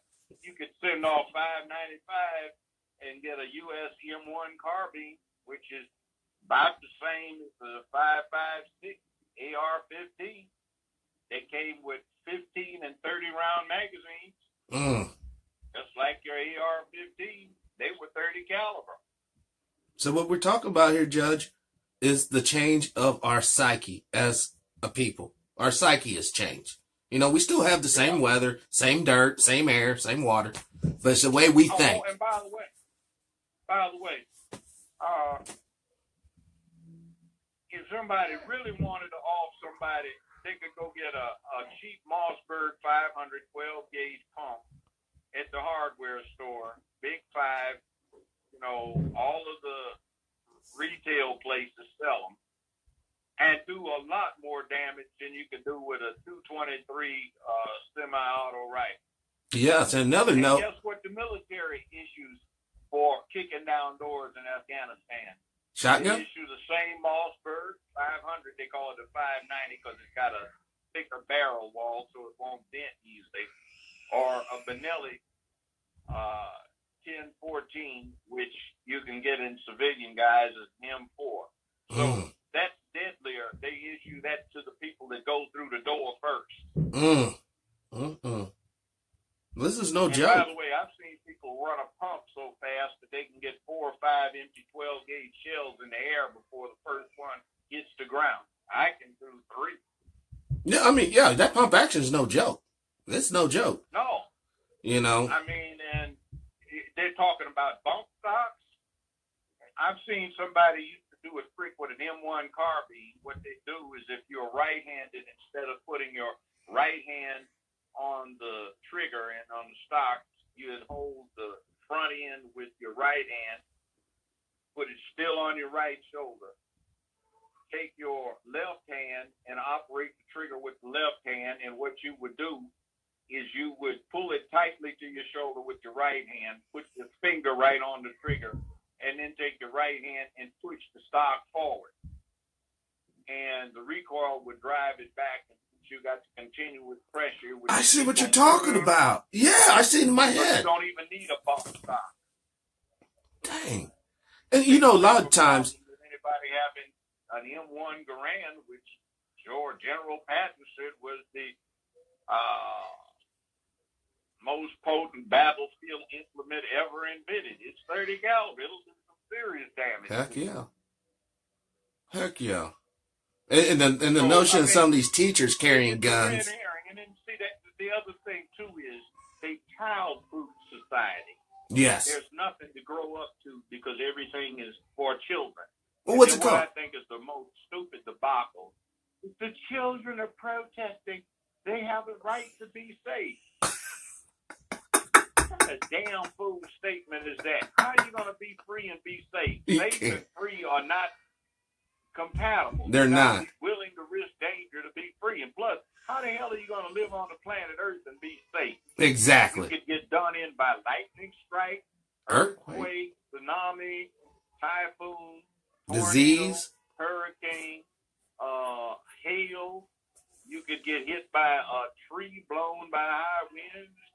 You could get done in by a meteorite. Yep. You know, the dinosaurs got wiped.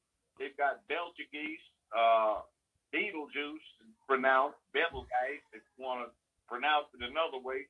It's a giant red star kind of nearby that's about to go nova, and if it's pointed the wrong way, and we are in the axis of the jet coming out of the supernova, we get fried on Earth anyway. It doesn't make any difference.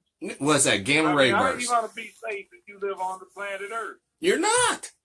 You're not. And I don't care what the nanny states tells you. You know, you give up your liberty for security, you'll end up having neither.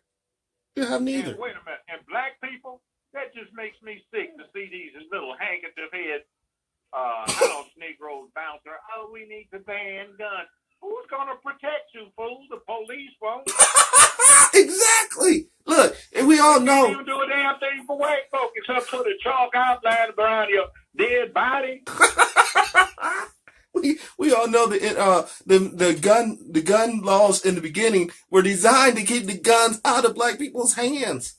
Yeah, out of the ex-slaves. And then see, the other thing too is you look at this thing down in South Florida, and the armed cop assigned to the school, he's hiding behind a brick wall. And then when the first 4 responders go, they didn't follow their training and go in there. They hid behind a car until it was over. Exactly. Saving the white folks. Because at the end of the day, these cops they're human beings. They want to go home just like the rest of us. And you know what? Your baby is only important to you. They're not going to, because they got babies of their own. They're not going to risk their lives. And plus, the Supreme Court has determined, you know how the cops used to have serve and protect, and some police departments still do. But they're under no legal obligations to protect you. They're really not. Yeah. So, and see, take a look at that. I thought this latest performance with the Supreme Court was rather a sorry one on this ruling about the police brutality. Mm. And see, Obama had the opportunity to put two people on the Supreme Court who might have changed that. He didn't. He got two lesbians who were conservative, who, guess what, worked for Goldman Sachs. Well, so did Obama. He announced, nominated white guy, a conservative Republican who once worked in a law firm that represented Goldman Sachs. Mm. His Treasury Secretary, Geithner, he was chief consultant for Goldman Sachs and came up with that cockamamie idea about bundling mortgages. Yeah. And he was the Treasury Secretary. Oh, speaking of which, he paid a $48,000 fine and got 6 months suspended for several $1 million in tax fraud. Wesley Snipes got convicted of 3 counts of failure to file a complete income tax form and got 3 years. Yeah, that's... And it was only 18 months before he became Treasury Secretary in charge of IRS that he'd been convicted of tax evasion. By the way, I was there at Wesley Snipes' sentencing hearing. I testified there. Do you know that IRS testified that he overpaid his taxes by $250,000? Really? Yeah. Does he get that money back then? With interest? Yeah, he can get it back, but the bottom line is see, this was the other thing. The judge was upset. I'm not blaming the judge. The judge was going to find all these jurors in contempt for not showing back up when he thought they were supposed to come back. Found out every one of them was black, and they had been given a different date from the white jurors. Oh. And guess what? Nearby is the only freestanding Ku Klux Klan paraphernalia store in America. Oh. My God. So yeah, but guess what? This tax firm that the IRS was going after had 4,200 clients. They only indicted one client. He was their only black client. Wesley Snipes. He'd never set foot in that part of Florida. That's... I like all Wesley's, I never met him in person or nothing. But I do like, the image that he portrays, the quality movies he's done. But, yeah, that was a raw deal. That is... By the way, 1992, he wanted to do a Black Panther. They kept turning him down. Now, you're actually friends with Wesley Snipes, aren't you? Yeah, I know him. Okay. So... what was his attitude like after, did he have a lot of resentment, towards the whole damn system, or, do you kind of... Yeah, he did.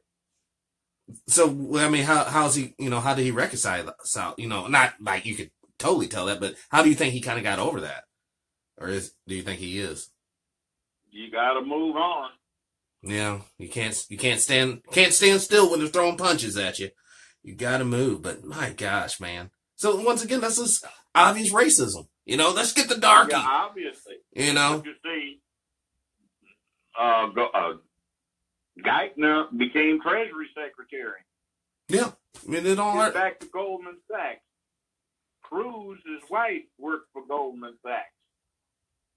Hillary Clinton perjured herself on her disclosure form by saying that she got $13 million raised by Goldman Sachs for speaking engagements when it actually turned out to be $26 million. Holy crap. And by the way, remember when Bernie was saying we want to see the transcript? Yes.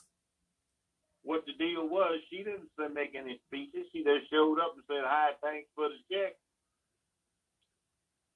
That was the point. There were no transcripts because there were no speeches.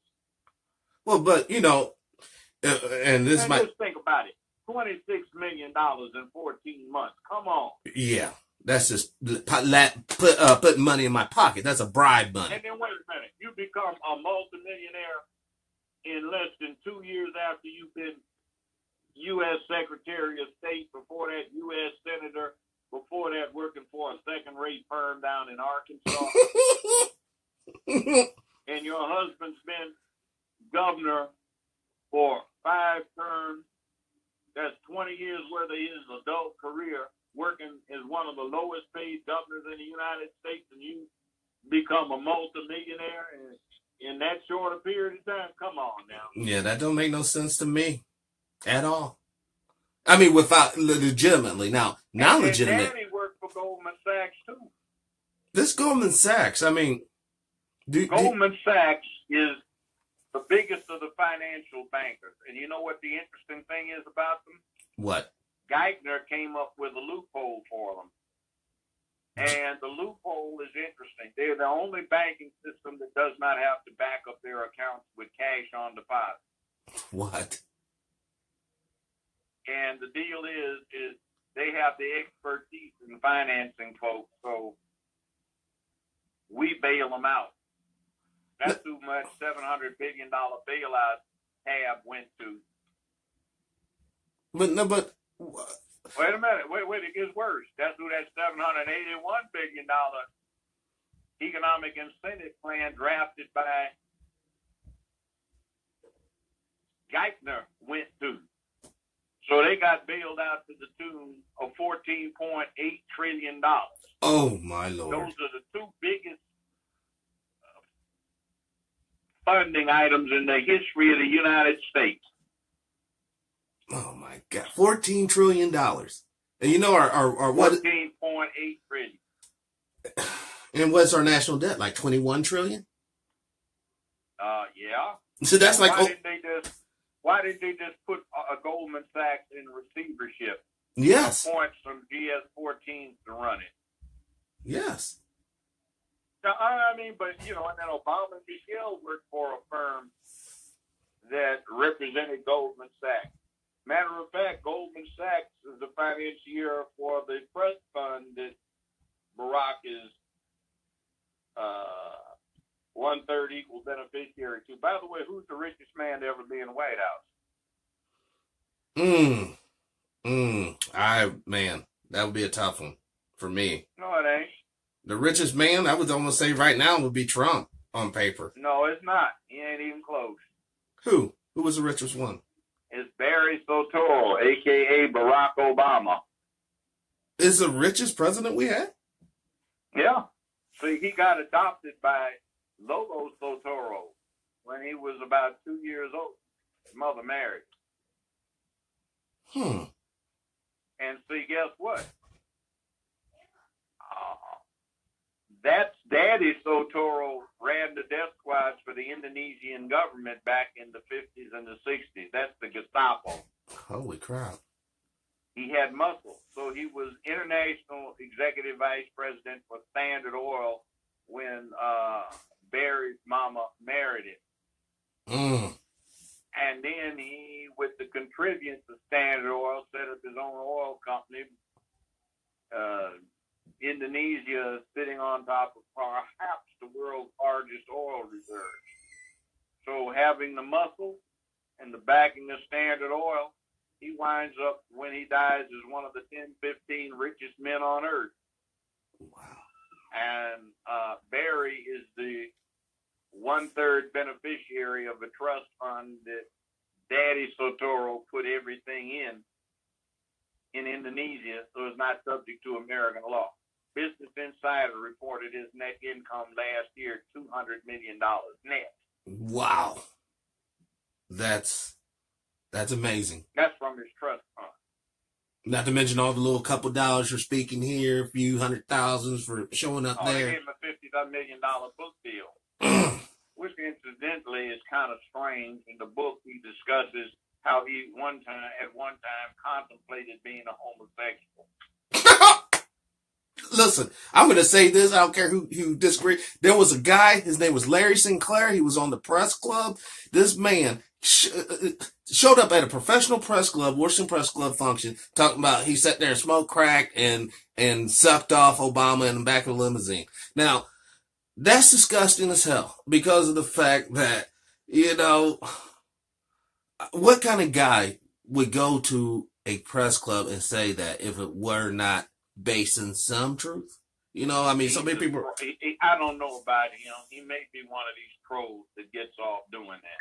Yeah, but that's just. Now, I would say this.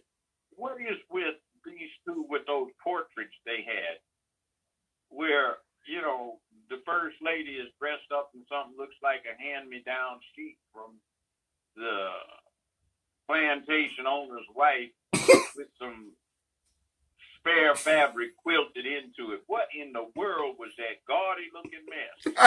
I missed that one. I did not. Wait a minute. You know what Obama looks like? No. He got trapped in the middle of an Allegra commercial. You know where the guy busts through those hedges? Yeah.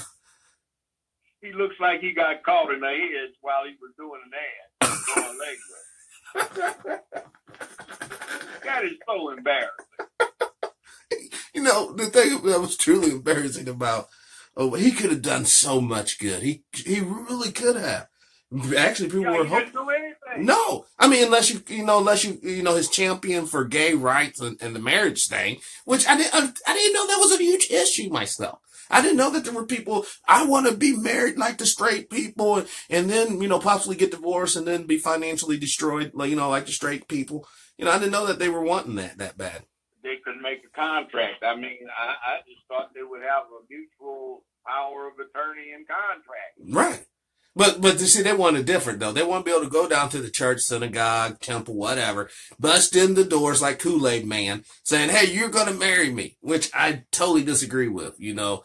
I mean, if that religion says, you know, it's only a man and woman, you should respect those people in their religion. You know, they shouldn't have to, you know, possibly lose their tax exemption and all that nonsense, you know, or the poor lady that was baking the cakes and they ran up in there talking about, we want a cake made, you know, and the chick's like, no. You know, that should be her right to say no, but I get it. We can't be that way because then a lot of these people will be like, well, I don't want no one coming to my store that looks brown or black, you know, so I get that. You know, the Civil Rights Act says race, color, religion, national origin.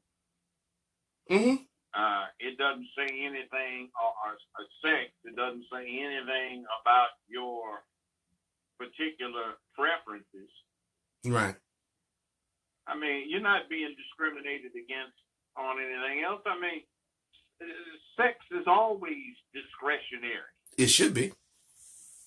And then it's not that certain kinds of sex aren't absolutely prohibited. Pedophilia. Yes. You know, statutory rape. Bestiality. Sex with a child too young to consent. Yeah. I mean, all that's despicable. See, I don't care what anybody does behind closed doors. That's their business. Right. But under the First Amendment, we have a right to protest when that lifestyle starts getting pushed on our kids. Right. And it's not even being pushed on by us as parents. It's being pushed on by some whack job at the school, you know, some liberal teacher. You can't even teach sex education in a lot of schools because it's a bad news to some parents. But you can preach homosexuality in the same schools you can't have sex education in. Right. That's schizophrenic. This is the other thing. California, for example, passes out these pamphlets where they advise the parents who are confused enough as it is, do not tell your child to act like a man. Do not tell your child to act like a woman or a lady because they may not identify with that gender. Oh, crap. Yeah. You know, how can a 7-year-old boy know whether he wants to be a man or... Oh, God. That's those parents and people around these children say, hey, little Billy, don't you like these little Barbie dolls? Hey, little Billy, don't you want to wear a dress? That's what that is. You cannot tell me it's not. It's just... It's really sickening to see basically the whole society being debased because, you know, we all should or shouldn't be able to agree that there is a right way to live and there's a wrong way to live. And it seems like nowadays it's all... I'll say it. I'll defend their right to do sex whatever way they want to in their own private ways. But I say that there are certain things society ought to be doing by pushing manhood and womanhood that they're no longer doing. And Bruce Jenner looks like a troll. Yes, sir. well, we've actually went over. Oh shit, we went over quite a bit. It's actually I was only gonna have you on for an hour, but we actually went over 2 hours. If you're still cool with it, I'm totally cool with it. But I'm cool with it. Don't worry about it. All right, cool. I love that attitude. So another thing I really want to touch on is this ideal. Like I had a conversation years ago when Barack Obama was going through that situation with Reverend Wright. And I had a bunch of people saying, I wasn't really no fan of him anyhow or any president, but they were saying, he should not be in that church, blah blah blah. And I'm like, for one, you guys are saying he's a Muslim. Which is he a Muslim or is he a Christian? All right. And let's get that out the way. And then secondly, if you're going to say he should not be in Reverend Wright's church, then why are you still going down there to the Catholic church, paying all those dollars to pay off those pedophile people that church done did? Last time I checked, Reverend Wright didn't touch no little boy. Now, he may have said some things, that may be perceived as unpatriotic. But then I later found out the man was a U.S. Marine Corps personnel. So if anyone has a right to say anything like that of that nature, it should be a person who served in the military and who's cloaked. He's got his equity. And then the other thing, who would have known what Reverend Wright may have said if Obama hadn't out? Right. And then see, he did something made me absolutely mad. See, by the way, that Obamacare, do you know who actually drafted it? I thought it was Romney. Isn't that like the thing of No, it was Senate Majority Leader Dr. Bill Frist, Republican Senate Majority Leader, and Bill Frist was senior senator from the sovereign state of Tennessee. See, his family founded Blue Cross Blue Shield. He drafted that bill in 2003 and couldn't get it passed because it's a sop to the insurance companies. And the Obama administration got it passed in 2010, but it's a Republican bill. That's why all those Republicans got back there after talking all that nonsense about repealing and then looked at it behind closed doors and, oh, hell, Billy. Yeah. I didn't realize that was our folks that came up with this thing. This is what we gonna do. You know it. That's exactly what went down. Like it's so obvious right now. There is no Democrat. There is no Republican. They're the same beast, but this one seems this way and one seems that way. But they're working on the same agenda. It's the same. Yeah, and the agenda is high finance.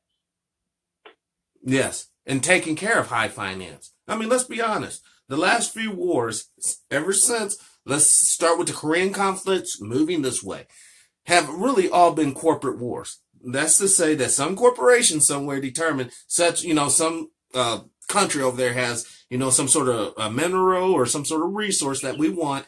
Okay, now we're going to send the 151st. Well, no, first we're going to see the CIA in there to destabilize some things.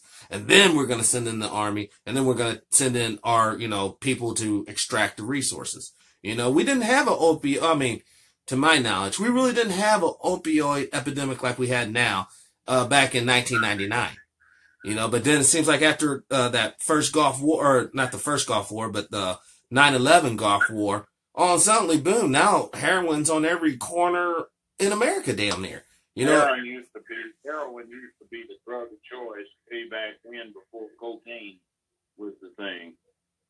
Oh, was it? Back in the 60s and all that? But see, you got to get the background. That's Afghanistan's problem.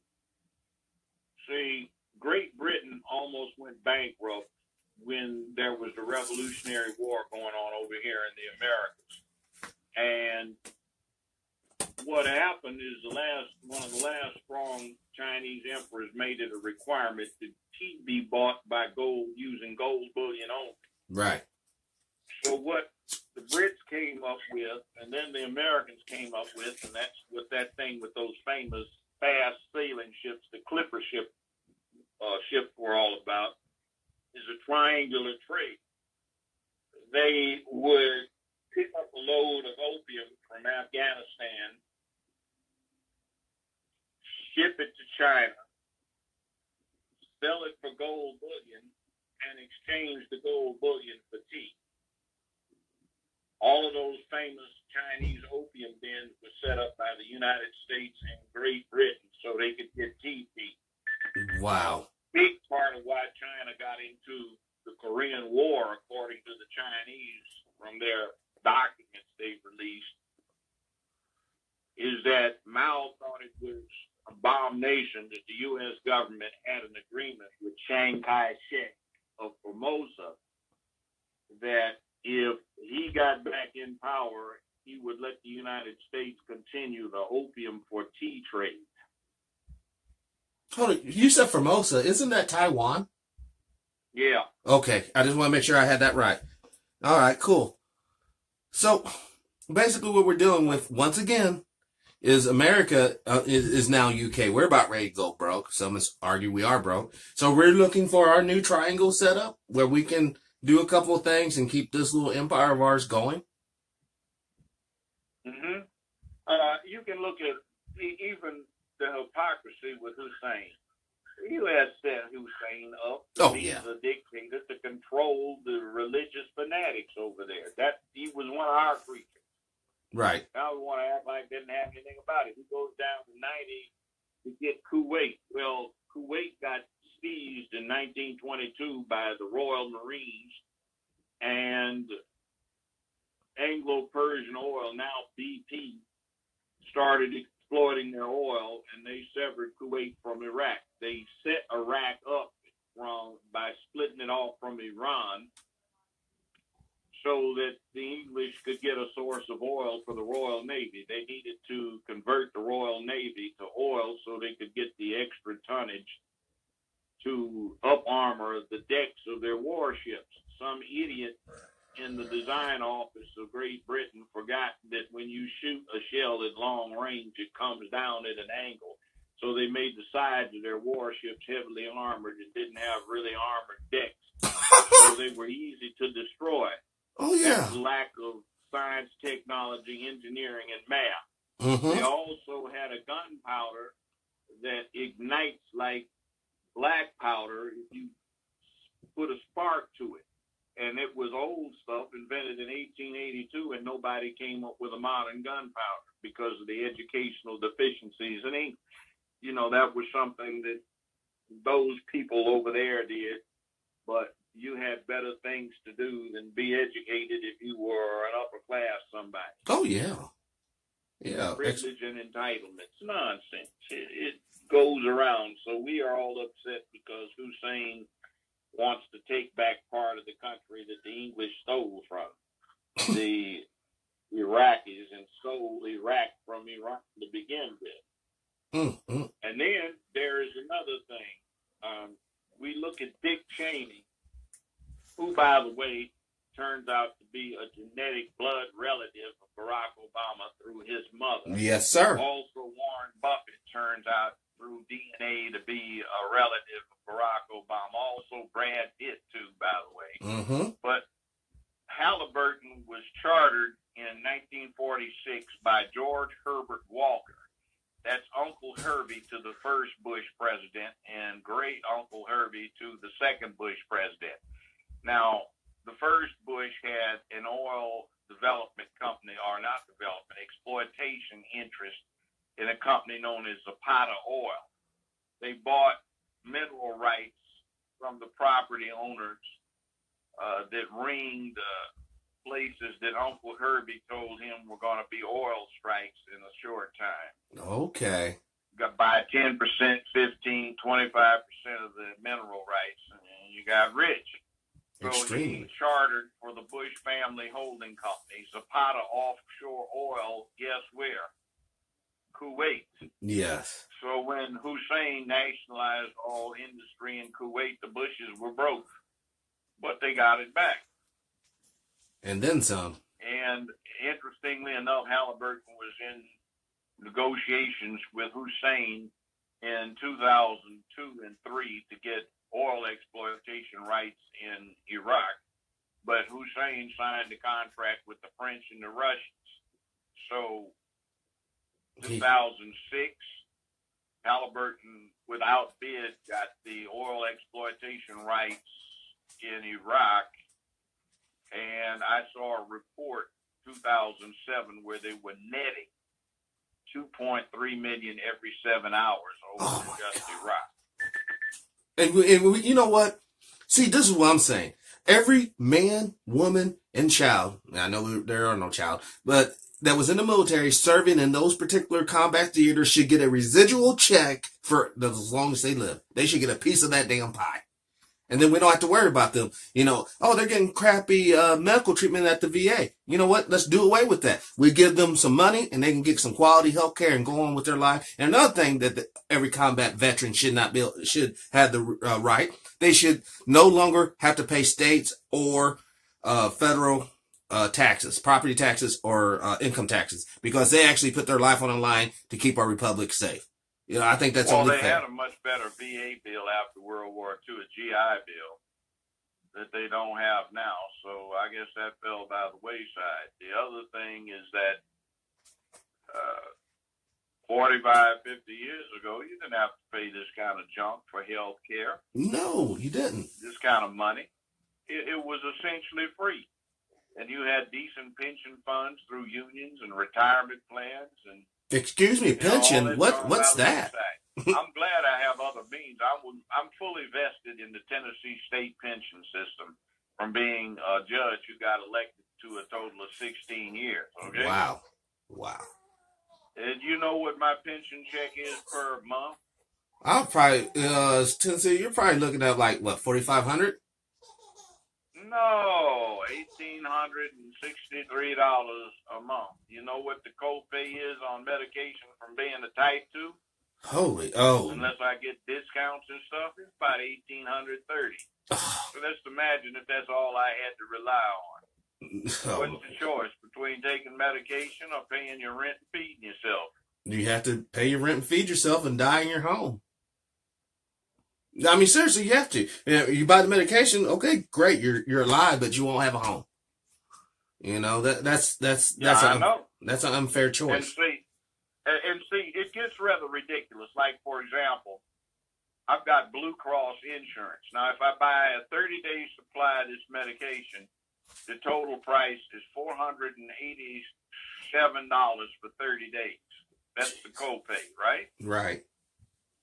You know what it is if I buy a 90-day supply for the whole 90-day supply? How much? $17. Well, there's a bit of a difference. Yes, it is. And by the way, when you read affordable health care and you get to the fine print and find out what the insurance companies get reimbursed by the feds, which nobody talks about, it makes sense. So what do you think? How do we let this happen? How do we let this happen? Well, that's because our dear Barack Obama passed a Republican bill that was a sop to the insurance companies. It was drafted by the kind of the family that founded Blue Cross, Blue Shield, Blue M, and all of these other HMOs, most of them. They're making a killing. Yeah, but see, I think if this is the play and this is the game, then we should make a law saying that they can no longer lobby on any level. They cannot lobby because. Oh, but look, the Democratic Party spends 18 months worth of political capital arguing about who gets to piss in the girls' bathroom. And the Republican Party is running around talking about right-wing nonsense. And it's still all about Goldman Sachs, Exxon, and all of the rest of it. Right. So, Judge, a lot of talk lately about the Illuminati, the little secret international, global, whatever. Do you think that's real at all? Do you think there is some sort of secret cabal of old rich? You don't have to worry about the Illuminati. What you have to worry about is Goldman Sachs. What you worry about is British Petroleum, BP. Oh, by the way, that's one of the major investments of Obama's trust fund. BP. And you wonder why they didn't go down and demand that BP get help with that Gulf oil blowout. Yes, in the Gulf of Mexico. That kind of thing. Exxon, the energy stuff that you get that's still locked into fossil fuel, which is a dead end. Mm-hmm. See, we get ripped, and people don't pay attention to it. They're hollering about stuff. See, there are 5 things that are important to understanding how politics works. Julius Caesar gave one axiom that we particularly fall victim to. Give them bread in circuses and they won't care what we do. Feed them and entertain them. True. Machiavelli said people will submit to the worst oppression if you give them a chance, however slight and however unrealistic, to be part of the oppressing crowd. Oh. And, you know, the Republican rank and file thinks they're going to win the lottery 2 weeks from now and all become multimillionaires. Yes. I'm going to be rich. And then Goebbels, Joseph Goebbels, propaganda minister for the Nazis, said, tell a lie one time and it's a lie. Tell it 1,000 times, it becomes truth. Tell a lie long enough and loud enough, you can get anybody to believe it. That is true. And Joe Brown says the media is no longer about providing news and information. It's about spreading entertainment. Yes. That hooks it up with Caesar's thing, and that hooks it up with Goebbels' things. They spread the lie long enough and loud enough, and anybody believes. Right. If you question their narrative, then you're fake news. You're fake, and they're fake. Well, yeah, but see, like I said, Anderson Cooper didn't want it revealed that Trayvon's grandfather was a lieutenant detective with the Miami Police Department. But see, I think that would have worked to really drive this thing home. It would show, look, even though his people were doing the right thing, his people are honorable men in society doing a valuable work, the boy there, is still susceptible to being killed. Well, but they didn't want to put it that way. Their storyline was thug in hood gets shot by Jewish communities oriented citizens. Right. But it wasn't Jewish, it was Cubano. Mm. And didn't he end up getting in trouble in Texas somewhere, beaten up? Yeah, he had a long history of assaults. See, that's the type of guy, you know, in high school there. You know, see, I grew up, you know, in high school back in the 80s and, you know, graduated in the 90s. But back then, we'll say I had a problem with somebody. We'll go over there, this place called Sprouse Park. We'll go over there and actually fist fight. You know, no guns, no knives, just fist fight. You know, at the end of the fight, you know, our differences are settled. Hell, we may actually become best friends after that. You know, because of the fact that it's not about whether you win or lose the fight. It's about how you conduct yourself afterwards. You know, nowadays it seems like you got these sissy punks running around who aren't into that because what they're all about is their mama's pour battery acid on the next door neighbor 6 months after the next door neighbor looks sideways at a boyfriend they're now broken up with. Mm-hmm. Mm-hmm. Yo, why don't you just go deal with dude straight up, man? Yo, man, I'm too pretty, man. I ain't getting my face bigger than no fight, man. I pop a cap on food. Oh, God, yeah. That really makes you a hard man. You know, oh, man, he's just too tough there. Yeah, and that's, once again, that's because we're dealing with men who cannot control that emotion, you know. Oh, Judge looked at me funny. Now we got to do a couple of things. And that... You know, like my whole deal, you know, I grew up listening, you know, when Gangsta Rap came out, you know, Easy and all that. And what, subconsciously, I don't know why, it didn't make sense to me when you had those songs talking about, you know, oh, I have love for my homies, love homies, homie, love, but fuck a bitch, fuck a hoe, fuck a woman. And I'm thinking to myself, oh my God, that's not right. I ain't gonna sit here and love this dude. Like, you know, I'm a married man. All right. Someone busts into my house, Judge. It is my duty and my responsibility to get my ass out of bed, grab whatever I need to grab, and go and deal with the problem. All right. I'm not going to look at my wife talking about this is a 50-50 relationship, baby. Hey, I'm going to grab the kids and run out the back while you potentially die in the front room. You know, and that's what I tell young women. You're a successful woman in your career field, and it's 2:18 a.m. and you're upstairs on the second floor of your nice townhouse that you bought, and you hear glass breaking on the second floor. Would you like to be able to roll over and wake your man up who is trained and ready to go deal with it? Say, baby, somebody just broke in, or would you rather go deal with it yourself? I think that's when a man is quite handy. Yeah, that's what it's all about. And that's what we have to understand. Look, when we're dealing with these things called relationships, okay? And I know this is going to sound unpopular, but this is the damn truth. There has to be a leadership structure. In an emergency situation, it cannot be a democracy. When decisions have to be made immediately and precisely, and everyone needs to do what they're told, you have to have a leadership structure, and it should begin with the man, and it should end with the baby. And everyone has their pecking order in between. Because if you don't, you'll have confusion. If you have confusion, you'll have casualties. Well, that's a very good way of putting it. And that's a very good way of putting it. That's just the way I try to live. I try to keep it simple. Like they said in music, keep it simple, stupid. Don't make it too complex. And a lot of times I think often when we get, and a lot of people, they make these things way complex. They do that so that you become inactive. You can't respond to the threat or to the need appropriately because of the fact you're just psychologically overwhelmed. We do not teach critical thinking skills in our school. We do not teach real civic pride and responsibility. This thing about voting. A lot of people, those voting machines. Okay, that's a bunch of hogwash. All right. A lot of good men and women and children died for your right to vote. All right. Or your privilege, rather, to vote. You should exercise that. And you should always go in there thinking ahead of time. Don't vote for somebody because they have pretty shoes or pretty hair or whatever. You vote because this person, whatever rhetoric they're saying, is in line with your personal goals and expectations of this life.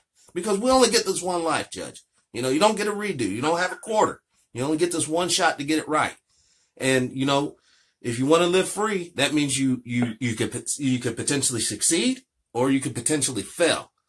But see, they got this thing set up now, like you was talking. They want everyone to so-called succeed. Well, I got news for you, folks. If everyone succeeds, no one succeeds.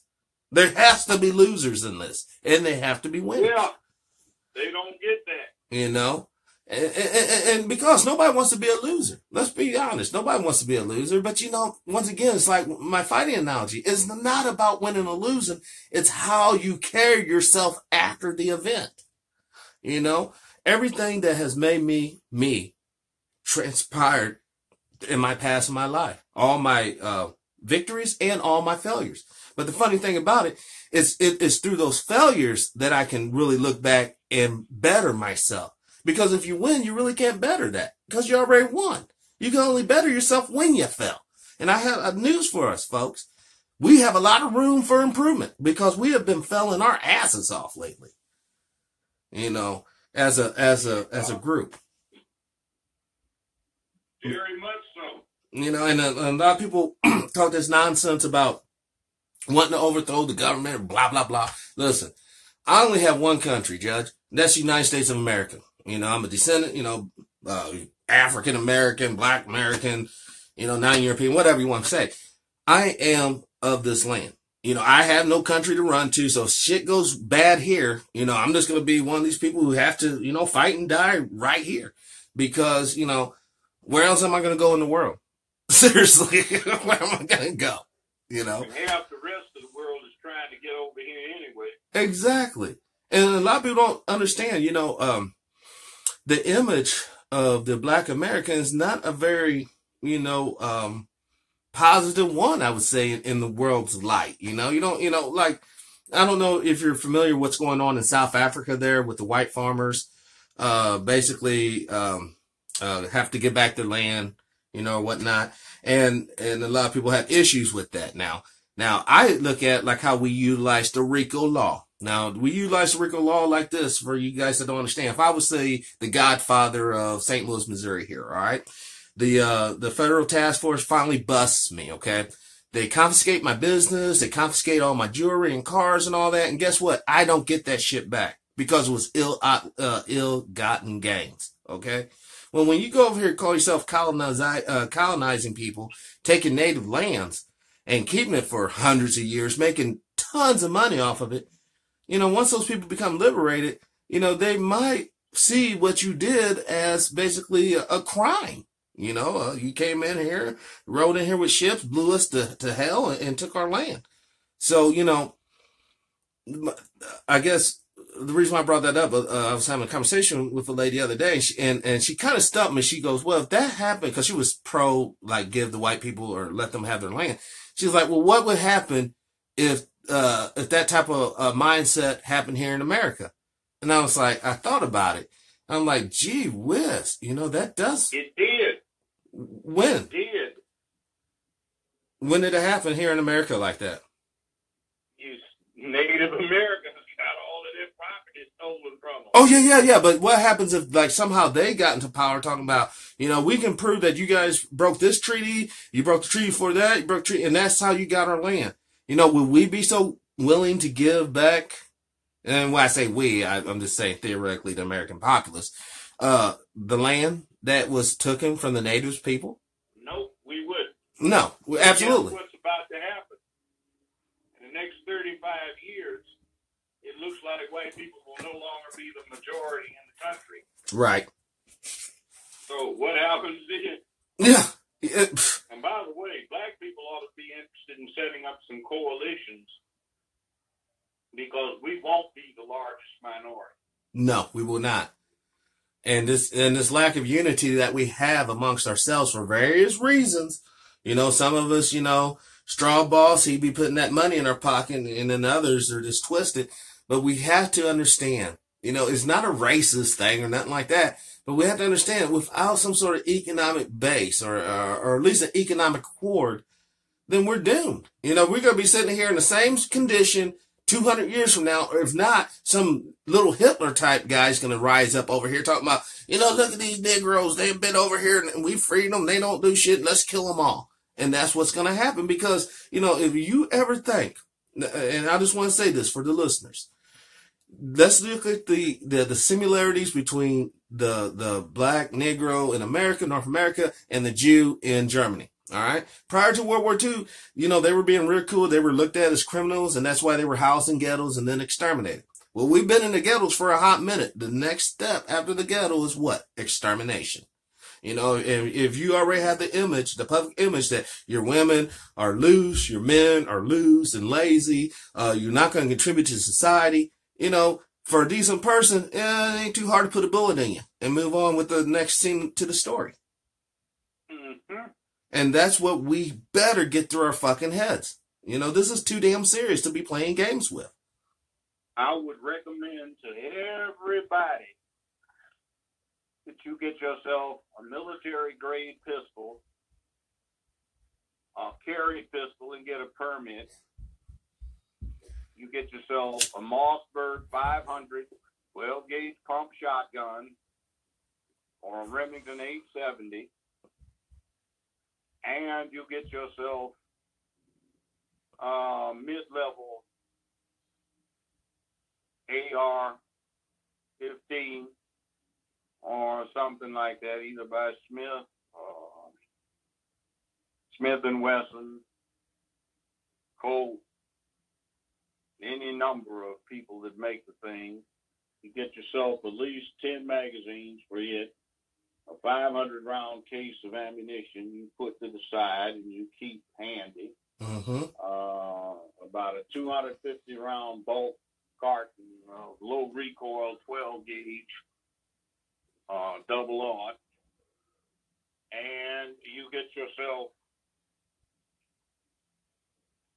500 rounds, whatever caliber your pistol is, and put that away somewhere, or at least 200. And then buy several cases of practice ammo and practice. Yes. Yes. And I'm not for gun control. I'm not worried because somebody has a gun.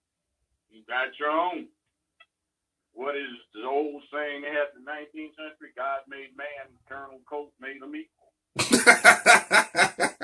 Ain't that the truth? You know? I don't get it. Women, every one of them says, oh, not every one of them, but the ones that say, oh, we need to get rid of that. Now, what are you going to do if somebody decides to take your nookie or you, and you don't have one? Well, I can defend myself. No, you can't. It doesn't work that way. This isn't the movie. Exactly. You know, listen, girls, just because you kick a man in his balls is not an off button. That's not, the halftime it don't even work, quite frankly. He'll just pummel you. All right. And then like when me and my wife first met, I asked her straight up, I go, do you have a gun? She goes, no. I go, okay. So we went down here to the local gun store there and I bought her a 9mm. First gun she ever owned. Okay. And, I often joke now, we've been, married now 10 years and I go, the reason why I'll never, cheat on my wife there is because I'm not going to be the guy that gets shot with the gun he bought her. And because I do believe that, and my 3 daughters that are coming up, when they get to appropriate age, each one of them, they will receive training in firearms and knives and swords and axe, and the bow. They're going to receive all this. And of course, my son will. But, the thing about it is I do this not to make a bunch of hostile, mean people, by no means. I do this so that when I'm away from here making the money for the family, I know in the back of my mind, if somebody around here, comes acting crazy, they will be messing with a hornet's nest of people here, all armed to the teeth, except for the little baby. Yeah. And armed people make polite people. Yes. Yes. And I also tell people this. I said, for almost, except for part of an eye blink of the period that people have been on this planet, being armed is your ordinary state of affairs. Yes, sir. And being armed, something about that makes people polite. Well, because listen, if me and you say that we went to a diner, all right, we'll both have sidearms on us, and when we go into the diner there, everyone else has sidearms, okay? You're not going to have no bullying. I mean, I see adult men and women get bullied, by that guy. He'll come in all big and burly, just looking at people, and you can see in their people's nonverbal communication, they kind of cower. Just naturally kind of cower. But every so often, you're going to notice people just standing firm, sitting up straight and looking straight ahead or looking this old boy in his eyes. And I guarantee you those people have CCWs. I guarantee it. Because when you have that weapon, there was a rapper who says, they make bullets in every state to keep big motherfuckers like you in place. And that is the reality. If we did not have this, could you imagine trying to walk to work or, to the store or something, and every 20, 30 feet, there'd be another big guy talking about, you got to give me a penny or else I ain't going to let you buy. Well, you pay off all these guys. By the time you get down there to the store, you ain't going to have no money to get what you need. So we have to quit. We got to quit being so, I don't know, wishful thinking. Like people are just going to do the right thing. Because the history shows us that people often do the wrong thing. And they get a bunch of money and we make statues for them. And speaking of statues, what was your opinion of the Confederate statue removal? It's a little old now, but, everyone getting all upset about removing them statues of those traitors. But you mean Nathan Bedford Forrest, like here in Memphis? Yes. Do you think that was to a Confederate War memorial or burn them down or melt them down to scrap? Well, yeah. Because now, here in Memphis, there was a little ripoff.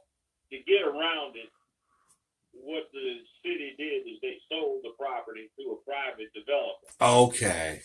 Now it's private. A private developer took the statues down. However, they didn't advertise it. Hell, they sold each property to this guy for $2,500 a property. In the city limits.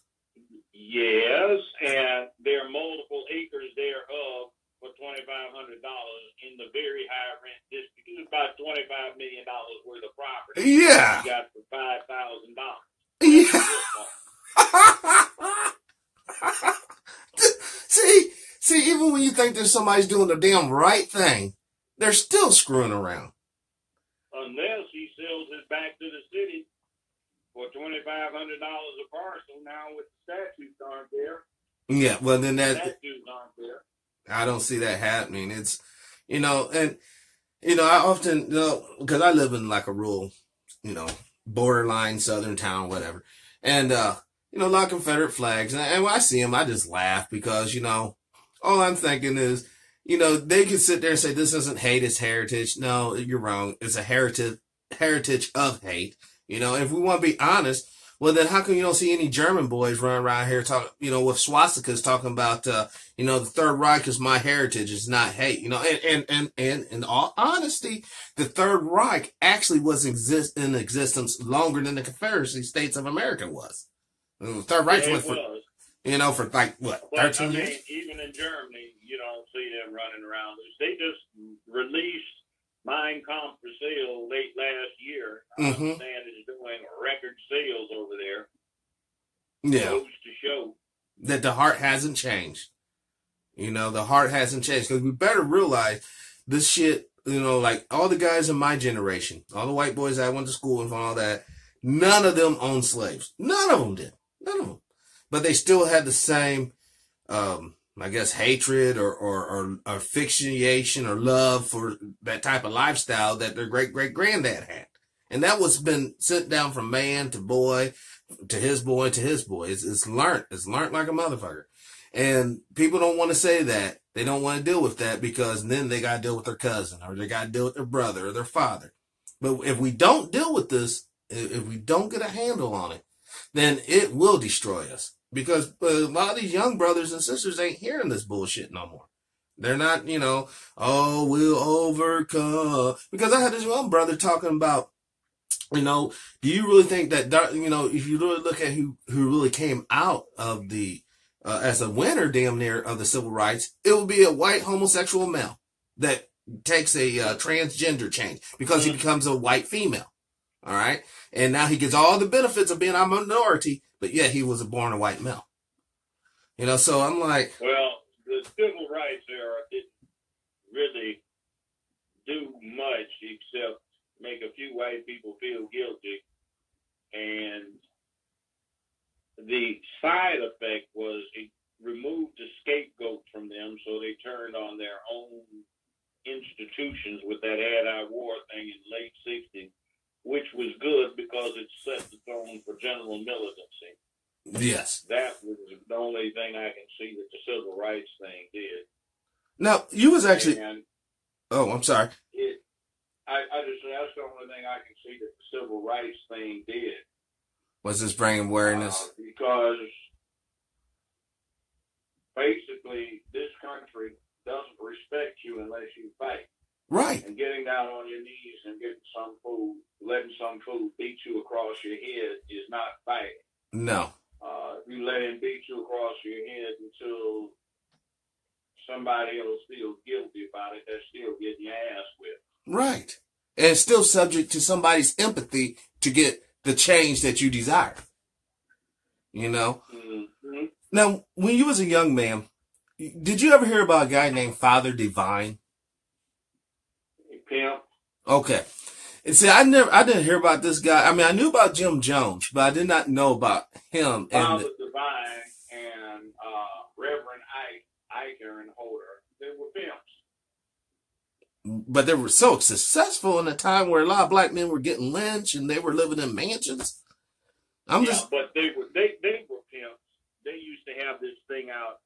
Ike and Holder would put out a booklet magazine, and it says, I was once down and out. I was poor and on welfare. Now I've got a Cadillac. See page 48 for the blessing plan. Page 3. I was once down and out. Now it's swing low, sweet Cadillac and eating anywhere I want. See page 48 for the blessing plan. So they keep leading you up to it, and the blessing plan is I pledge to send $5, $10, $50, $100. The more you send, the more chance the Lord will hear your prayers. Wow. And Reverend Ike will send you a prayer cloth left in lower regions of the church. And if you put the prayer cloth out and sprinkle the holy oil that will be sent, you can take a fragment off and put it inside the pillowcase of someone you love, and they will prosper. You will prosper. Oh my God, that's like a precursor to these glitter bugs. That's pimp. Name it and claim Straight it. up pimping. Yeah, it is straight up pimping. And we all been played, or many of us have been played, you know. Your parents start off with the... One of the reasons we have so little black economic development is we spend billions of dollars on nothing, and it's not alcohol, it's not drugs, it's put in the collection plates. I mean, yeah, a lot of those black churches should have band together and started some sort of community credit union or something to where the members, you know, look, Pastor, you know, I've been tithing all these years, I've been good, but we're short on, you know, rent, you know, is there something, you know, and, you know, you try that now, the pastor will be like, well, I don't know, but, you know, just make sure you put that money so that I don't be in the same boat as you, you know, it's like, well, yeah, and I never understood why preachers weren't, if they're trying to save somebody's soul, I assume they're trying to get a fast first class ticket to heaven. mm-hmm. I never understood why they had to have riches. Well, see, my son, because Lord wants us not to suffer here on earth, my son. You know, it would become clear to you as you put that $100 on the plate. It'll become clear. Like you said, and I hate to say it, but it's pimping. It's pimping at its finest. You know, you're using fear and to some degree almost abuse, you know, stating if you don't follow my word, you don't listen to me because you're too ignorant to read the book or too lazy yourself, then, you know, you're going to basically die and be burnt up forever and ever and ever, you know. And then according to this new pope that we have, the Jesuit pope there, hell doesn't exist anyhow. So, you know, oh my gosh, we're dealing here with, you know, like total miscommunication. Because, you know, when I was a kid, there was only Jesus Christ and, you know, his 12 disciples and God, Father, and Holy Spirit.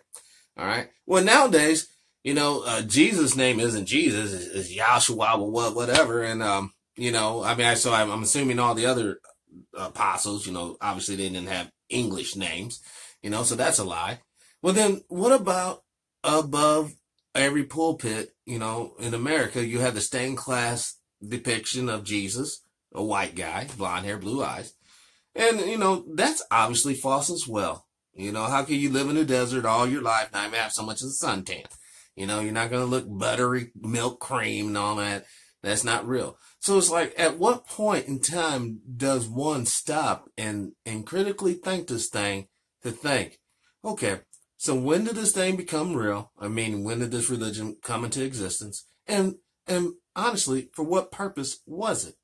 You know, if you look at modern Christianity, one could always say, you know, after the Council of Nicene in the Byzantine Empire, it was to basically unify the pagan Roman elite with the overwhelming, you know, Christian, you know, population at the bottom.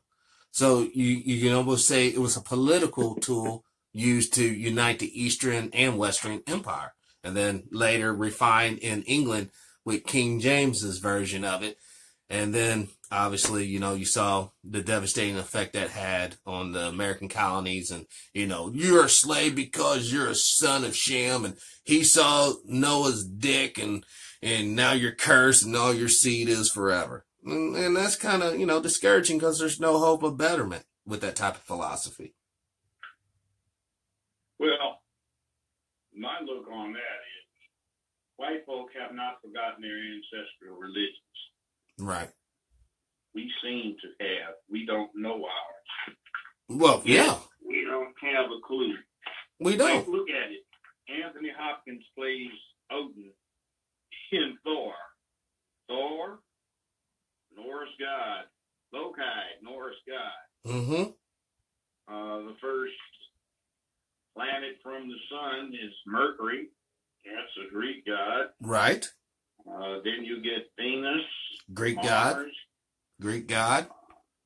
You get Jupiter, Saturn, Uranus, Neptune. They're all, even Earth, Gaia. You know, Earth used to be called Gaia. Yeah. Greek god. And you get all of these Apollo moonshot, Gemini, and Mercury space capsules. Good Christians. But, you know, they haven't forgotten their ancestral religion. So you have Christmas, which Eastern Orthodox Christians celebrate at the end of January. Some other Christian states celebrate in February. They co-opted into celebrating it on December 15th. I wonder why. It's because that December 25th is also Odin's birthday. Ooh. It's also Osiris's birthday. That's the Egyptian god. It is the Celtic holiday of A.L.L, and that's where you get the Christmas tree and mistletoe and all that good stuff. You have Easter. Easter used to be the date wherein Isis, Aphrodite, Venus, goddesses of fertility were celebrated. That's why you have the rabbit, who is the symbol of fertility, and the Easter egg, which is another fertility symbol. You know, they co-opt a whole lot of stuff, so they haven't forgotten their ancestral stuff. But see, people are taking this, Judge, and they're internalizing it. And, you know, someone says the wrong thing, you're subject to be put to death. Like what I said about Jesus not being white. I go into the, let's say I went over there to the Appalachian Mountains of West Virginia, go up in those back countries where they're sitting there with those serpents tagging each other. I'm like, hey, y'all, you know your Lord and Savior's a black man, right? They'll probably kill me right there on the spot. Oh, I don't care one way or the other. You know, yeah. Stuff to fight over without doing that. But I mean, it's important. Some people. Oh yeah. I just say, look, you want to settle it? Jesus was a Jew. Ooh. So let's go ask the Jews what he looked like. Let's not do that. Or are we going to ask a Semitic Jew or ask a Nazi? That's kind of like white folks being asked what black folks look like. God. You want to know what Jesus looked like? Go ask a Jew. There you go. What did you guys look like back then in that part of the world? They'll be like, this is an awkward question. I don't want to answer it. I think that would clear up the argument. Oh, yeah. So what do you think that, as far as, like, this, oh my gosh, it's right here on the tip of my tongue. The wall with Trump, the border wall. I know we talked about it briefly at the beginning, but you know, I just don't think that's a good idea. I mean, I'm cool with the military being down there, you know, to monitor with night vision scopes, you know, and stop that. But to literally build a wall, I don't think it's a good idea. I think it could, you know, it could easily be compromised. Well, I think it's more just hype. I mean, for goodness sakes, they've got tunnels, 3 or 4 5-mile long tunnels from one side of the border to the other. The wall's not going to stop them. Right. Right. But why waste all this money? Why waste all this? You can come up with a ladder and flop it over the top of the bloody thing, unless you want to spend a lot of time doing surveillance. Not going to do any good. No. It costs money too. Yeah. Yeah, that's true. Besides, from what I have seen, most of the illegals have a better work ethic than some of the. Well, yeah, I saw this old boy. It was I don't know if it was a Vice documentary or one of these. And this old white boy stands up. He goes, you know, I want to tell you all something that you guys probably just don't want to hear. But a lot of the white folks in this county are not getting out here doing this type. And I fell out laughing in my chair. I'm like, well, damn, dude. You know, I mean, that kind of goes back to the founding of your county there. You know, they had those slaves there for a reason. And it wasn't because they wanted to work hard. You know, it's because typically people are, what's that? One of my sociology teachers, people are pain avoiding and pleasure seeking beings. That's what we do. We avoid pain and we seek out pleasure. And a lot of people. I kind of look at that whole Johnny Reb Confederacy, and I say, you know what? This is really dumb. You put up statues of the people that were profiteering from slavery, and your dumb behind weren't doing anything except getting gunned down and mutilated, and you were still scratching dirt Yes. Got back, couldn't feed your family, and all in exchange because you could look down on the color. It doesn't sound like a fair exchange to me.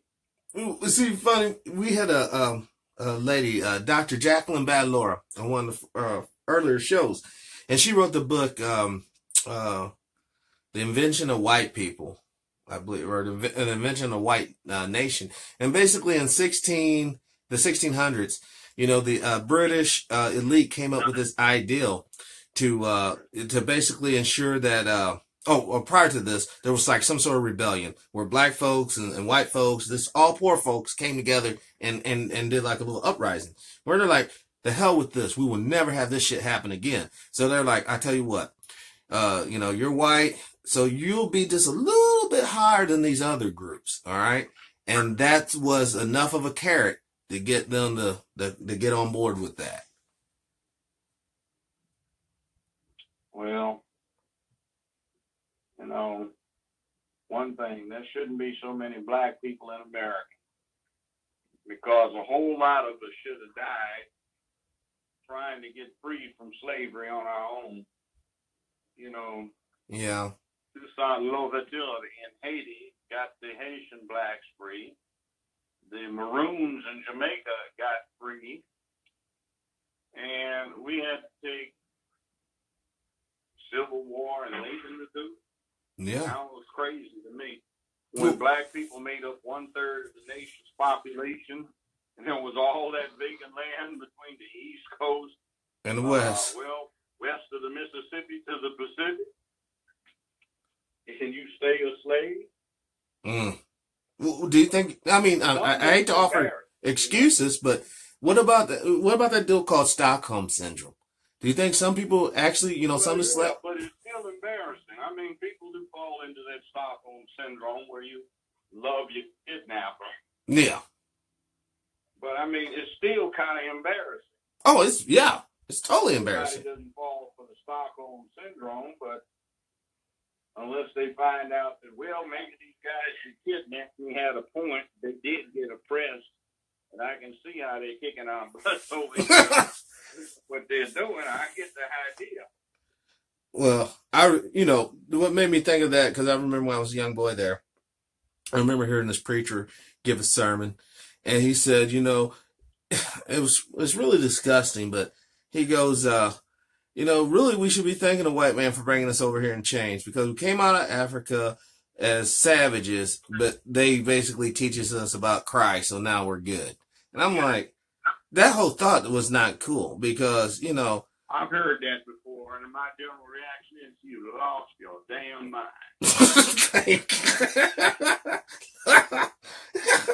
If my woman, you have lost your goddamn mind. That's not, that's exactly it. Because that's pure foolishness. That's just all self-hate. And you don't have to hate yourself, man. It don't have to be like this, I mean, like I said, a lot of this religion stuff has been used as a damn weapon, very effectively, very precisely. And I don't know. I don't know if there is any bouncing back, because a true believer, you can't really talk to them. I mean, I don't care what they believe. If they believe, the Pillsbury Doughboy, whatever, you cannot talk to a fanatic. That's obvious. But I'm hoping that there's enough people, as you would say, moderates or on the fence or agnostic, whatever, that we could build some sort of correlation with, because, this was going back to what you were talking about, like basically black unity on a economic level. The reason why that could possibly potentially be non-tangible, because you have groups like the Science Temple, the Muslim Temple, the Black Christian Church, and then, Black occultists, and then Black atheists. Well, even on that level, a lot of people are not, my Lord says I can't work with you because, you're a heathen, basically. We have to get over that to actually, do something good for everybody. Everybody. Oh, yeah. And that's the thing. It's a problem. Well, Judge, if this problem continues, You said about 35 years. I'm saying about 25 years. We won't even have to worry about this conversation because America will no longer be in existence in the way that we see it now. It won't be, because the social cohesion's not here. There's no American culture. You can say, oh, apple pie and a hamburger. Well, some people don't even mess around with that. Like when I think of Britain, I say fish and chips. You gotta think of Britain. I say, a bratwurst. You may think of Germany or Austria. If I say, emperor duck, you might, think. You see where I'm going at with this. There's really no, trigger words to think of true Americana other than corporatism, exploitation, all this negative stuff. Where's the positive attribute? You can't be like, well, we were founded on, unity. Well, that's true to a certain degree, but, to a certain degree it wasn't. How unified our captive people? How unified our native people being pushed here and pushed there? So I guess what I'm ultimately saying here is it's kind of like what Martha Anaheim would always say. If we can't get along, then eventually we're going to have to get it on. And I ain't talking about in a sexual way. I'm talking about like in a physical, violent way. And I don't want to see that happen. I don't want to see people's babies getting messed up out here, or hurt and over this foolishness, which, it doesn't even have to be this way. It's only that because people are holding on to some of these damn bullshit ideals and they're still just, pushing that shit forward. We got to stop it. I don't know exactly how. I guess that's why I made the show. Hopefully talking to all you brilliant minds out here, maybe we can slip up and come up with some sort of solution before it's all too late. If it's not already. Well, there is that. Or you could look at it as necessary population control. A little Darwinism, huh? Natural selection. Yeah. I need people to be fed. Oh, God. Yeah, but I read a book called The Infinite Earth, and it's basically, let's use the diamond thing. A lot of people, underneath the misconception, oh, diamonds are so rare. No, diamonds are actually quite common. What's rare is cut gems in golden sets or platinum sets. Now, that shit's rare, but that's rare artificially by De Beers. They buy up all the diamonds, hoard them in South Africa and Canada at their facilities, and they release so many out on the market each year. Well, that's the same thing's true with corn, same thing's true with water, same thing's true with oil, all the commodities we use on a daily basis. There's plenty of the shit out there. But guess what else there's plenty of? Gatekeepers, middlemen, people that, as soon as they touch this, I have an ear of corn. I pick it, I give it to you. Now you put $5, you give it to the next guy. He puts $5 more on it, gives it to the next guy. And then by the time I go and get those Doritos, it's like, $4 or $5 a bag. That's why. Because everybody that touches that product is getting a piece of it, So we have to think of distribution, logistics, and a new, obviously, justice system, because the current justice system is really abysmal. You literally, if you do go in there with a lot of money or, you're the right race, you're going to get the right verdict. Yeah, that's about the way it works. It's called control of the political system. Well, but it's called control of the political system. And, honestly, that's something that the black community never had. I mean, No. We have had a perpetual dichotomy between W.E.B. Du Bois and, what's his name? The good boy. Oh, yeah, Booker T. Washington. Oh, yes. So we have a psychological ping pong game going back to both sides of those fundamental thinkings there. But, I don't know. I know this is a tough one. But, hopefully, I don't know how busy you are. I know that you do some things on YouTube. I saw We All Be Free on yes. And could you please share that YouTube channel with the listeners so they can go and check that channel out too? Okay, hold on. Let me bring that up. You know, because a lot of people frown on promoting, but I don't. I believe in promoting you because, you know, everybody I have on these shows, you know, I actually find interesting, and I basically support what you're talking about anyway. So I'm all about promoting. And folks, this has been Judge Joe Brown. We were only supposed to get him for an hour, but you know, he's hanged in here with us, and I am totally thankful. My mom actually passed away 3 years ago, but prior to her passing away, some of the most joyful times that me and her would share is when she was on hospice in the room there. You know, when your show would come on, we would watch your show, and she would get such a chuckle. You know, when you would go off on people acting foolish in there, and you know, I just know that she would have been so proud to know that I had you on the show tonight. Well, my condolences. Thank you very much for that. That makes getting to be old man feel good. Well, you made a lot of people feel good, sir. A lot of people. You really do. I mean, you know, I think sometimes, you know, being a TV star like you are, you know, maybe you just don't see the true effect that you have on so many people that you will never, ever meet. But you really do. And it's a positive one. Well, see, I was hitting mid-50s when that show started. So my ego was well under control by then. You know, I didn't go into this in my 20s. Oh, I always wanted to be a star. Yes. See, I'm trying to find that address for We All Be. For Winfrey Dixie. Nice young brother. Yes.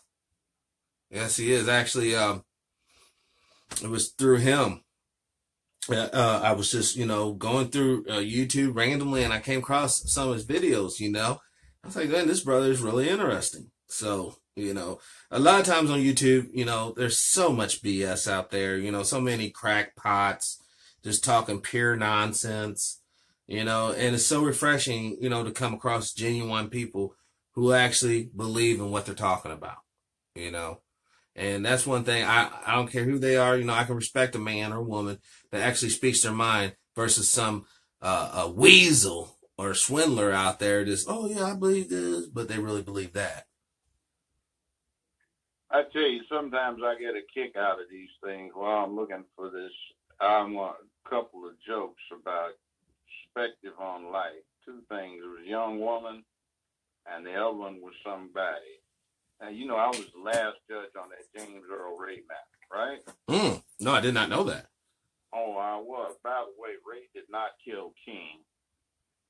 That rifle they have, the FBI never showed that was the murder weapon, and in fact, it's not even close. The murder weapon was actually supplied by the FBI. It was an XM21, which is a converted M14 with a special stainless steel barrel on it that had some unique rifling. The bullet they pull out of King's body matches that rifling. Oh my God. Which is interesting. But the implication there, okay, Judge, is that the FBI... It's Ron C. Hurd II. We All Be TV. We All Be TV. W period, E period, A period, A.L. period, L period, B period, E period, TV, hyphen. At YouTube. Not hyphen, colon. Yeah, at, here, let me go to the site. It's Ron C. Hurd at We All Be. That's if you want to go to his Twitter site, but if you want to get it on YouTube, it's We All Be TV. And it'll come up on YouTube if you go there. Well, I'm going to contact that brother. Maybe we could get him on the other morning show on a Friday night. I know a lot of people, you know, I'm I'm 45, whatever, but, you know, I don't be going out on the town on Friday or Saturday nights anymore. Homebody with family. So we do these shows now, and, you know, a lot of people watch us, and it's a beautiful thing, you know, because once again, You know, there might have been something that we said tonight, literally that we said tonight, that will actually fundamentally change somebody's mind or way they think to make them become a better, or help them at least to become a better person. Mayhap. Oh, here's some other sites. It's r2c2h2.com and youtube.com/weallbtv. Yeah. And the words are run together on that. youtube.com/weallbtv. And when youtube.com/weallbtv. I'm going to also put a link to his, these two websites when because this is on Facebook Live now, but when I convert it and put it on the YouTube channel, well, there'll be links in the description below to the, We All Be Free TV. So once again, this is Judge Joe Brown, and he has been our guest tonight on Special Report. I am just so stoked. I've been so excited about this show. Actually, I didn't promote this show like normal show because I was just scared that, you know, something was gonna happen, and I was like, no, but nothing happened. You know, had a little technical problem at the beginning, but this has been an awesome show, Judge, and I appreciate you. Thank you, young man. I appreciate it. My pleasure. Anytime. Cool. Well, by the way, I'm on Twitter too as Judge Joe Brown at Judge Joe Brown TV. And that's the real Judge Joe Brown. Go to that Twitter feed, y'all. That's really him. There's not some robot, not some guy in India. Oh, my name is Judge Joe Brown, and no, this is the real McCoy. Well, there are some people. And there are some people out there that are masquerading as me, but this is the real me. And every now and then I put out a video of me saying it's me. Well, you know what? I mean, I wish I could bring you on the other morning show this month because we're already booked up. But moving next month, would you? Hey, anytime. Just give me a couple days' notice. Awesome. Thank you, Judge. Thank you, sir. All right, young man. I'm going to sign off, and I've got somebody taking me to dinner. All right. Well, you enjoy your dinner. All right. Be good. You too. Bye. Awesome show, guys. This Judge Joe Brown. That's all I can say, Judge Joe Brown. And yes, Dimebag, we did ask about the race war, but it was before you showed up. It was earlier. Dude, this has been a wonderful Saturday night. I'm Truepowerismine. This has been a special report. Thank you all for watching. Bye.